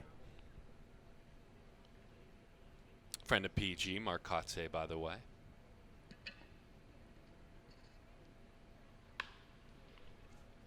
Another good piece of hitting. Those are the things he does that make him different, right? Yeah, that's impressive. He might not stop running. He literally might run all the way around. He'll stop right now as that one is backed up. Just an impressive piece of hitting. Heads up base running too there, just to keep going. Read the throw as he turned around the bag and took second. But left on left, you saw him choke up a little bit on the bat there, just try to stay short through the zone. And it might not have been the hardest hit ball, the prettiest hit, but left on left, just go 6-hole. Advance a runner, keep the inning moving when you need some runs. A lot of runs, but that's all he does. Yeah, that's awesome. Or as Tony Gwynn, the great Tony Gwynn would say, the 5.5 hole. Colt Emerson, he's a booth favorite.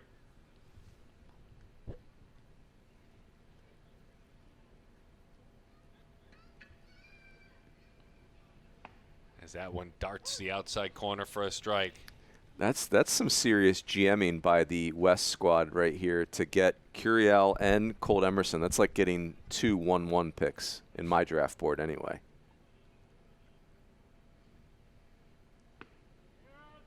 He committed. Boy, it's a tough pitch. Lefty on lefty. What are you going to do? Yeah. The harder breaking ball there. But to what you just said, H, is spot on, right? To see Emerson and Curiel, who were totally sold on, face a really tough lefty is kind of fun. Because they had Kenty in the first. Yep. That's just a bad draw there. 87 to draw. spot it and end the inning. What a performance. Having fun here at the 14U Select Festival. And a word from Diamond Kinetics. Making a difference in your swing, dealing with pitches like that. The slow curve balls, the faster breaking balls, the command of Mr. Gold.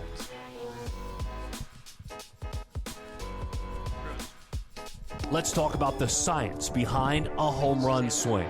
You want to hit dingers, then barrel that thing up. When people talk about home runs, they talk about exit velocity. But exit velo is actually the outcome of a good swing. It's the barrel speed of your swing that creates exit velocity. Example, 70-mile-an-hour barrel speed is the magic number. It gets you 90 miles an hour exit velo, and that's over the fence. At every Perfect Game Showcase, we measure your barrel speed with Diamond Kinetics Swing Tracker. That's how we identify the true power hitters. Many of the All-Americans you're watching today have barrel speeds around and upwards of 80 miles an hour. That translates to exit velos over 100 miles an hour, and that's power. With the help of Diamond Kinetics, we've cracked the code on the home run equation. Now you can elevate and celebrate. That is the science behind the home run swing.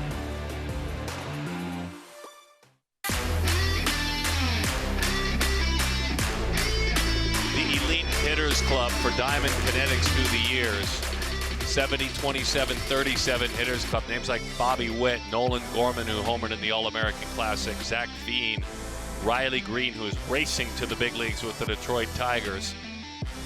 Elite Hitters Club. And you can take it a little bit tighter and deeper with regard to who those hitters are and those numbers. A guy like Bobby Witt with the barrel speed of 70 miles an hour, the elite threshold, he's at 83. Impact momentum, Austin Hendrick, and Riley Green again with what he's able to do with the G's on acceleration. Benny Montgomery, a perfect game All-American, is an athlete that ties into all of those numbers. And for Montgomery, certainly, we saw him yesterday, the Home Run Derby champion. That's where he projects. Up your game with Diamond Kinetics. You can see in the 99th percentile, these young athletes at the 14U age group chasing those kind of numbers. Great partnership with Diamond Kinetics as we move into the 9th inning. And the right-hander on the mound here at the 14U Select Festival. You said you were excited to see him work. The Arizonan, Chris Newstrom. I think we're going to see real arm strength with pitchability. That's what I anticipate seeing here. You're not going to be wrong, Runes. I like it. Ooh. 85 there on the first fastball. Talk about the Elite Hitters Club with Diamond Kinetics and All-Americans with Benny Montgomery. Getting to talk to him last night a little bit. Just his understanding of the small things of baseball. He used to have a hand pump in his swing. And he goes, well, why don't I eliminate that, shorten everything up, get to the ball quicker? And he tinkered with it throughout quarantine because the main event showcase where he put up ridiculous numbers. Right. He's had that. Still hit a home run in game. Then he comes here, you talk to him, and I made a little adjustment. Then you see him putting balls off the Hampton Inn during BP, and you can see that he understands and is trying to take his game to the next level when it's already in the upper stratosphere. Walker earns the walk, Jackson Walker. I think the other part of that, guys, is that the stuff that Diamond Kinetics is doing, for years, baseball players just received kind of these archaic sayings like hit the ball harder, generate bat speed. But it's one of those things where now Diamond Kinetics can give an athlete numbers, and then the athlete can tinker with things and try to, through their natural athleticism, create better numbers. And I think it's become such a great training tool where baseball, the results can really torture you, but now it's things that you can get involved in a process and have data points that tell you you're getting better, and eventually the game will reward you with hits, but not in the short term always. Absolutely. And we do the numbers for 14U National with DK. We have 2 kids at the 14U National who are in that elite hitters club. You saw the names, and you might have noticed on the bottom line, the lowest quote-unquote draft pick was Bryce Trang at 21. David Hogg and Andre Meduno both are in that elite hitters club already based off of their metrics at the 14U National. And there's another handful that are right on the verge of cracking into those 3 categories. That's awesome. And see, those are things that those kids can train to. Those are things, the results in baseball are going to be random at times, but those type of improving your processes and your skill set, that's invaluable. And it's something college coaches have now, another tool at their disposal to train with, improve upon. Not that that always results in hard contact in-game, but to know why you're hitting the ball the way you are definitely helps, and helps you train those smaller aspects of your swing, overall approach, and just your contact. No question. And I think the final point I have on this is, for so many years, hitters will get bad results and they want to change their swing, and the question becomes why? Because maybe your metrics are exactly where you want them, your bat speed and the things that Diamond Kinetics can measure for you. It's just a matter of the game you're just not getting the results yet. So you can get some clarity around there before you start making swing changes that you should never made in the first place. Right.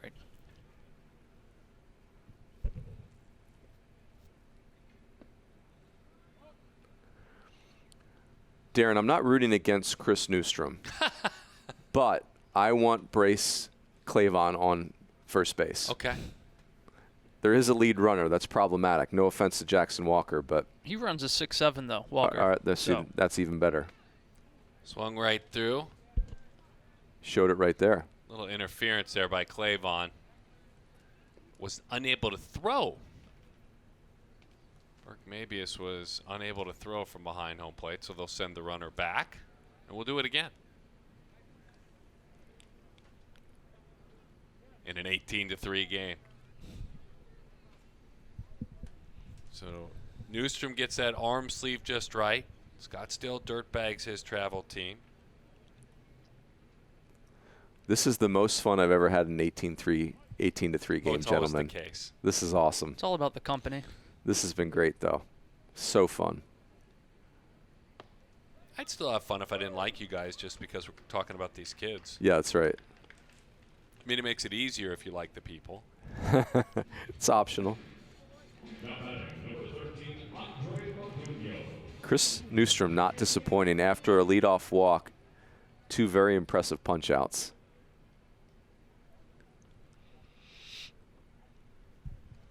And here's one of those Diamond Kinetic Elite Hitter Club bats, Andre Meduno. Which, if you had to guess amongst them, if you took a handful of who you thought might be in it, Andre's got to be one of them. Yeah. But I'll tell you, David Hogg, I would not have guessed. That's impressive. Just because of physical size. Oh, Newstrom's found a groove now. Breaking ball for a strike, fastball by you. What are you looking for here now? I think he's going to go back to the breaking ball, but he has overwhelmed him with both pitches. Signal and fastball up. 2 up. I mean, this is modern. This is pitching in 2020. Fastball up, sets up, breaking ball down, especially if it's so many guys now throwing more of a 12-6 breaking ball. You're talking about Newstrom and that Dirtbags program. Tim Esme, one of the key coaches at that program. Oh, that's awesome. Travel ball. Tim Esme, a AAA manager now, the White Sox organization. Yeah, so does a little bit of both. Inside corner, that's a breaking ball. That is strike 3. Scottsdale Dirtbag proud, certainly good breaking ball. Got comfortable out there, 18-3 the score. We are having fun despite a gap of 15 runs. He's Runes, I'm Sut, Jeremy next to us, Danny down below. The Select Festival. We'll wrap it up with another half inning. You can tell right away if it's going to be a good glove or not. Broken in good, so when it breaks in nice, you want to use it for years. And I got the gold on it now.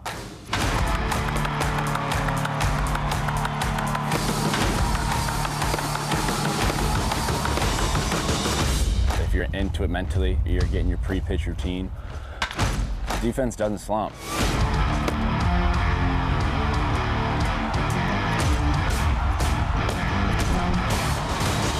It doesn't come and go like offense. If you lock it in mentally, it's going to be there.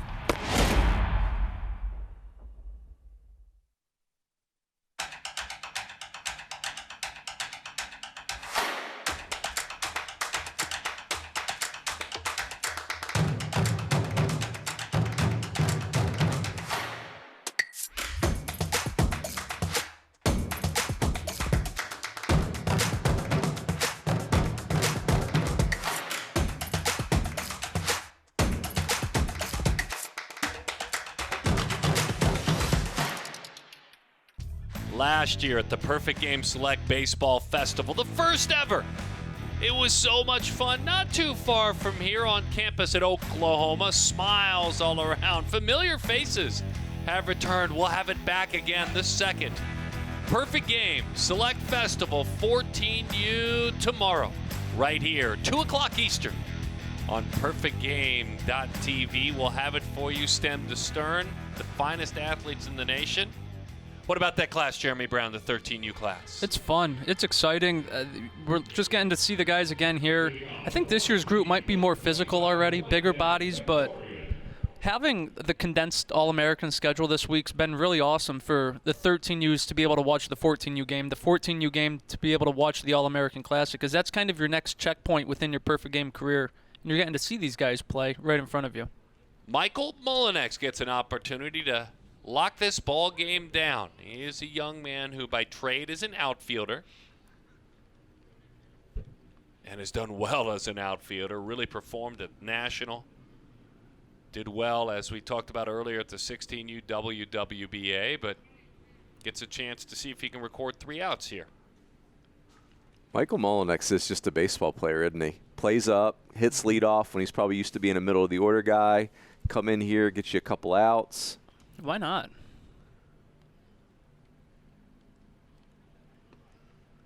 And gets sink at 83 miles an hour and gets a swing and a miss. Anytime you can get a first pitch strike, that's always a relieving feeling.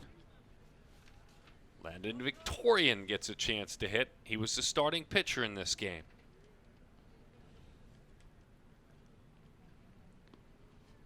As Molinex at 84 miles an hour skips that over the outside. That's a cool honor, getting to start a game of this magnitude.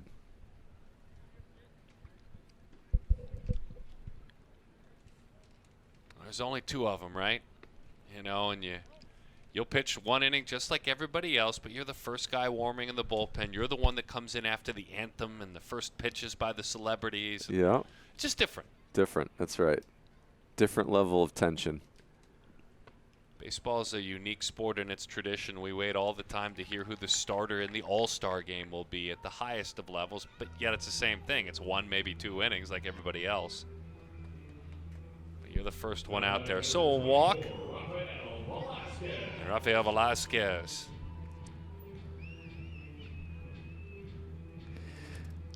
Coach Benji Maduro at Huntington Beach. I like Coach Maduro. That's a good program. And those orange uniforms. Not afraid to travel, not afraid to fundraise, not afraid to really provide a lot of opportunity. They built a beautiful new field on campus. They are the Oilers, correct? You are correct. And you're right. They have awesome orange uniforms. Oh, they're the best. This could be a tough matchup for Molinex. I think his speed is right where Velasquez wants it. H, we need you to get Huntington Beach to the high school showdown next year. Always got talent. Pull that off for us. It's already the greatest tournament in the nation. Just if we could get those orange uniforms. That's all they can wear, though. That's orange every game. Very fair. Very fair stipulation. That pitch dives down and in.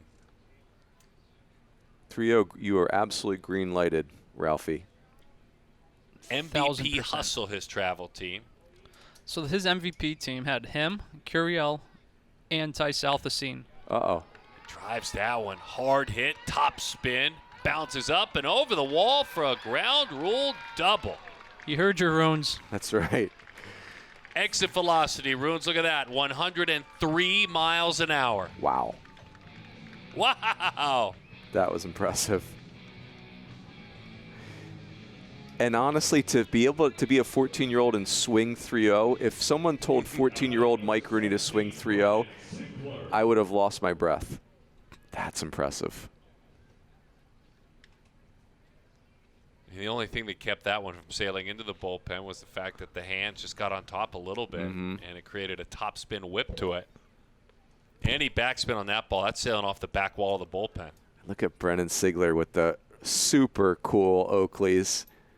Love this. I think those are Ty's glasses, honestly. Phil Nevin reincarnate. He hits a high fly ball center field. Tagging. Earning a throw. A pretty good one. Oh. Wow. An excellent throw as the runner might move up. Zion tried to pop the tag down. Wow. I mean, Cam Davis, who took one in the head earlier, glad to see he's okay because he tagged up, ran all over the bases after that, and made a beautiful throw here. Turned what really wasn't a close play into a close play.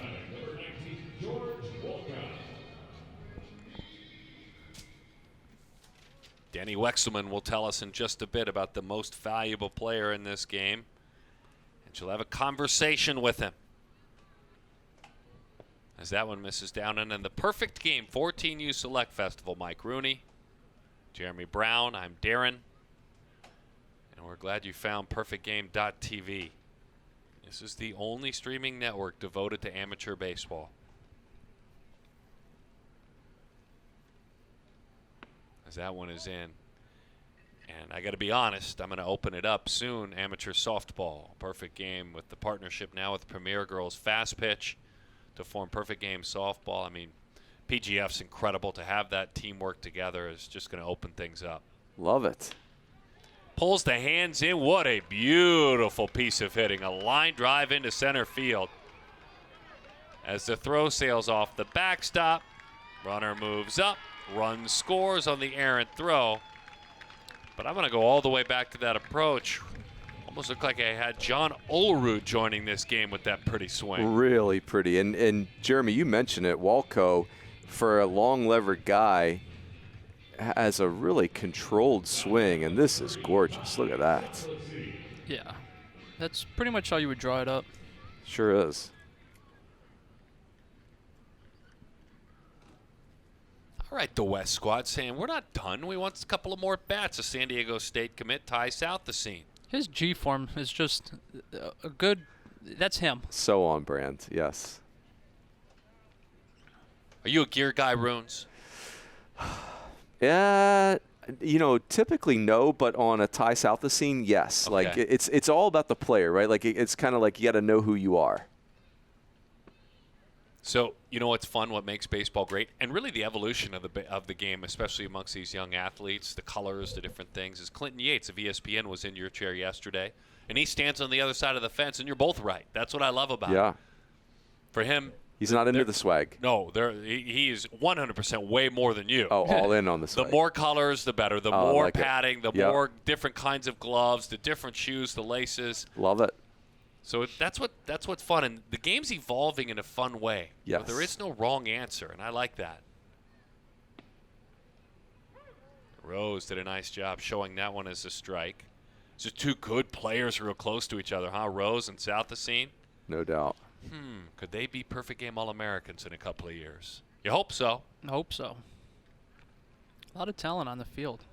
No doubt. But you know what's even cooler than that is there are a bunch of 14-year-olds at home that are watching this saying, I want to be the All-American. Yeah, I'm coming for you. Yeah, I'm coming to get you. Like, they're, heavy is the head that wears the crown, right? Like, that's, I think, one of the coolest things about mile markers like this.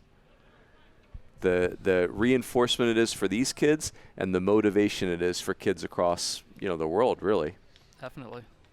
Please don't name names, not that you would, but I guarantee you can think of a half dozen kids, maybe a dozen, that you struggled not putting in this game. Absolutely. That you really thought, my goodness, I have a hard time not having him here. Those are the kids Mike's talking about. The talent level at just the 14U National alone, if you were a college program and you could just commit players right then and there, you could load up your entire class for that year and not even think twice about it. Yeah, it's awesome.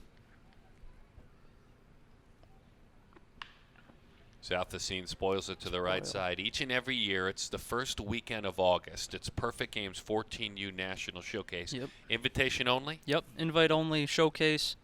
The event itself gets the invites throughout tournaments, throughout your performance from what our scouts see, what our scouts hear, after we can confirm something like that. And the regional showcase is a 14U regional showcase circuit has really taken off, and that's what has helped grow the 14U National Showcase. That's a great point by you. The regional showcase, chance to show and go and get signed up. I think that's a great point by you. Many athlete is, not having to get on an airplane, a car ride, and work out regionally and see where they stand amongst their peers, and that's where you find them a lot. I'm glad you mentioned that. And those are usually going on in April, May, June. All throughout. Around the country leading into that event in August. And the early ones, when we get to see them early on, we get the names, and then you get to track them throughout the summer. Kind of puts them on the map for you. How about his reaction with that walk? Oh, yeah, I was thinking that. Southacene had a really cool fist pump because he's a really cool kid. And anybody that watches golf, Dustin Johnson a couple weeks ago hit a big putt and had the lamest fist pump ever. So I'm saying Ty Southacene way better than Dustin Johnson, pro golfer. I'm just putting that out there. Wow. That's a cool comparison. Not what I expected would be coming from you. That's right. Southacene is a stud. He is so fun.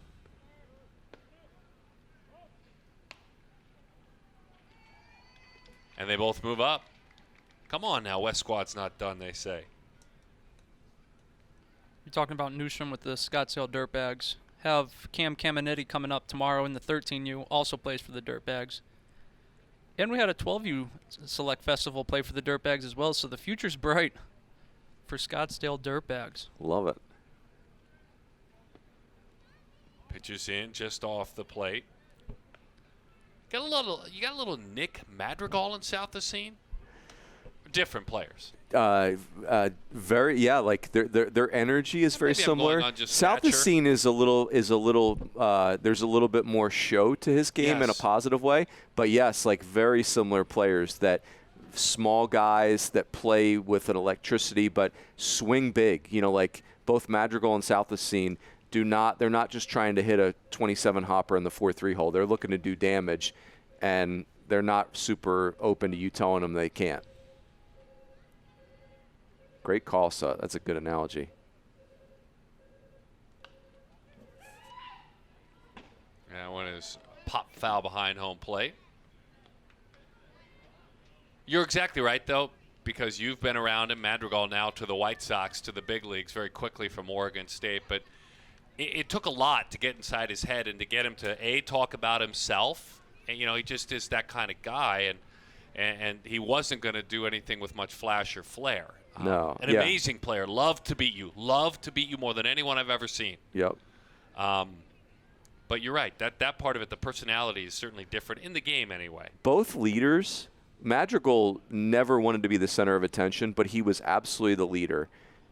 after his freshman year in 2016, they didn't make the NCAA tournament. And as the story goes, Nick Madrigal that summer texted the whole team and says, that stops right now. And, of course, the next year they were 56-6. Newstrom draws the walk. Good to see Flash Gordon. Flash making an appearance. We just can't do it without him. Rico Billups, Andrew McGuire, J.P. Holman, and Clint Hurdle on the coaching staff for the East squad. I told Flash as he'll make a move and give another opportunity for a position player to throw a little bit, I think. I told Flash, that's a smart man. That's a smart man that lets a manager be his bench coach. And Flash did that. Love it. What do you got, a little Trelongo here? Anthony Trelongo. Pitch a little bit on occasion? Yeah, we've seen him throw this summer. He's gonna, we've seen the arm strength across the diamond. He's caught in this summer, a little short arm action. There's really not anything he can't do. So hopefully he can here just close it out for the East and keep moving on towards a 13U game. We'll move on. West squad coaching staff, by the way, Junior Spivey, Bobby Freeland, Lloyd Thompson, former professional athlete, great BP thrower and founder of the Home Plate Chili Dogs, Kevin Paxson and Joe Patterson, and their honorary coach, Toby Keith. Love it. That side wins in platinum albums and sales. I got to be honest, Sud, I'm going to be in big trouble when I get home to Arizona, and I am not handing my wife Jenny a Toby Keith autograph. I know. That's going to be poorly received. She is an enormous Toby Keith fan. So I've gone through the same thing, and my daughter Tori is down there field producing, and she stayed professional. She stayed on point. You're not supposed to be asking for autographs when you're producing. But Mom was hoping for the same thing. Mom got a phone pick, really. That's it. So it's the same way. Wow. We disappointed both of us. Yeah, that's right. We better just host a radio show on Monday together. Right. That's right. Love it. 18-5 without a Toby Keith autograph, but it's been great. Look, Toby around these kids, those that are country music fans and those that are just fans of huge stars that give back. I mean, it's a great example for these athletes. Let's put it in perspective, right? For Toby Keith's world, he's, the kind of earner that could own a baseball team in a stadium and wants to be here with these 14-year-olds and these All-Americans. He wants to be there with them because they're giving to his OK Kids Corral. Didn't send a rep over to do it. That wins a gold star in my book. No doubt. Didn't leave an autograph for Runes and I, though. Nope. First world problems, Sut. First world problems. No, 100%. For you and I. There's no doubt. There's no doubt. Swing and a miss. Trelongo at 80 miles an hour. Gets that one to run away. Well, the 14U class. And these athletes heading into, most of them their freshman year, a handful of them their sophomore year. Just a small handful, but these are young men. Some will be doing it through their laptops as there's a strikeout for the second out. Some will be, for this semester, going to school at home on their computers. Some will be in present learning. Bottom line, they're freshmen. They get to be big stars here, and then they get to be the bottom of the totem pole in their high school. Right. Head down in the hallways. Let's go. Nobody cares. Well, you hope this year head down, mask on in the hallways. That's right. Well said. Maybe easier for a freshman safely to go incognito. This is a cool class, though, guys. I mean, I know we've said it the whole game, but there's a little bit of everything in this baseball class. Talent, all different types of talented players. Purify back to the screen. The exciting thing for the game of baseball at the highest of levels, it's a diverse class. Mm-hmm. There were 17 African Americans in the Perfect Game All-American Classic yesterday. And you see again the sport continuing to grow to get well above that 7-8%, hopefully soon in the major leagues. Let's at least get to where society stands, close to 15%. Let's go more. Purify hits it hard, little flip. Nice play. And that'll do it. The celebration is on for the E squad. It's shower time. 18-5. The final score.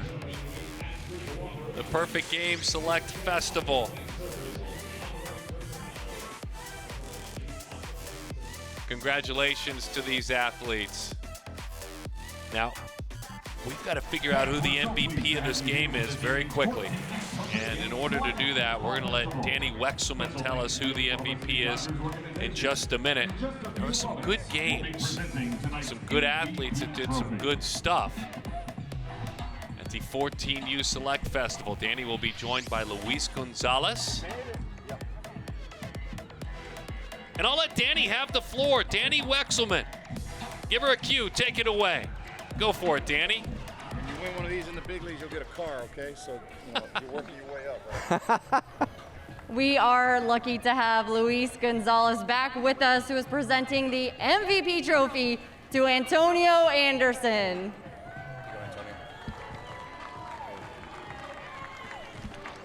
Congratulations. Thank you. I'm going to take this from you. Antonio, big day today for the East, coming out with a huge win. You went 2 for 3 with a run and an RBI. On the mound, you went an inning with a strikeout. How much does this award mean to you? Means we get He's used gonna get to an this. ice bath yes, now. We get used to this. We get very. There we go.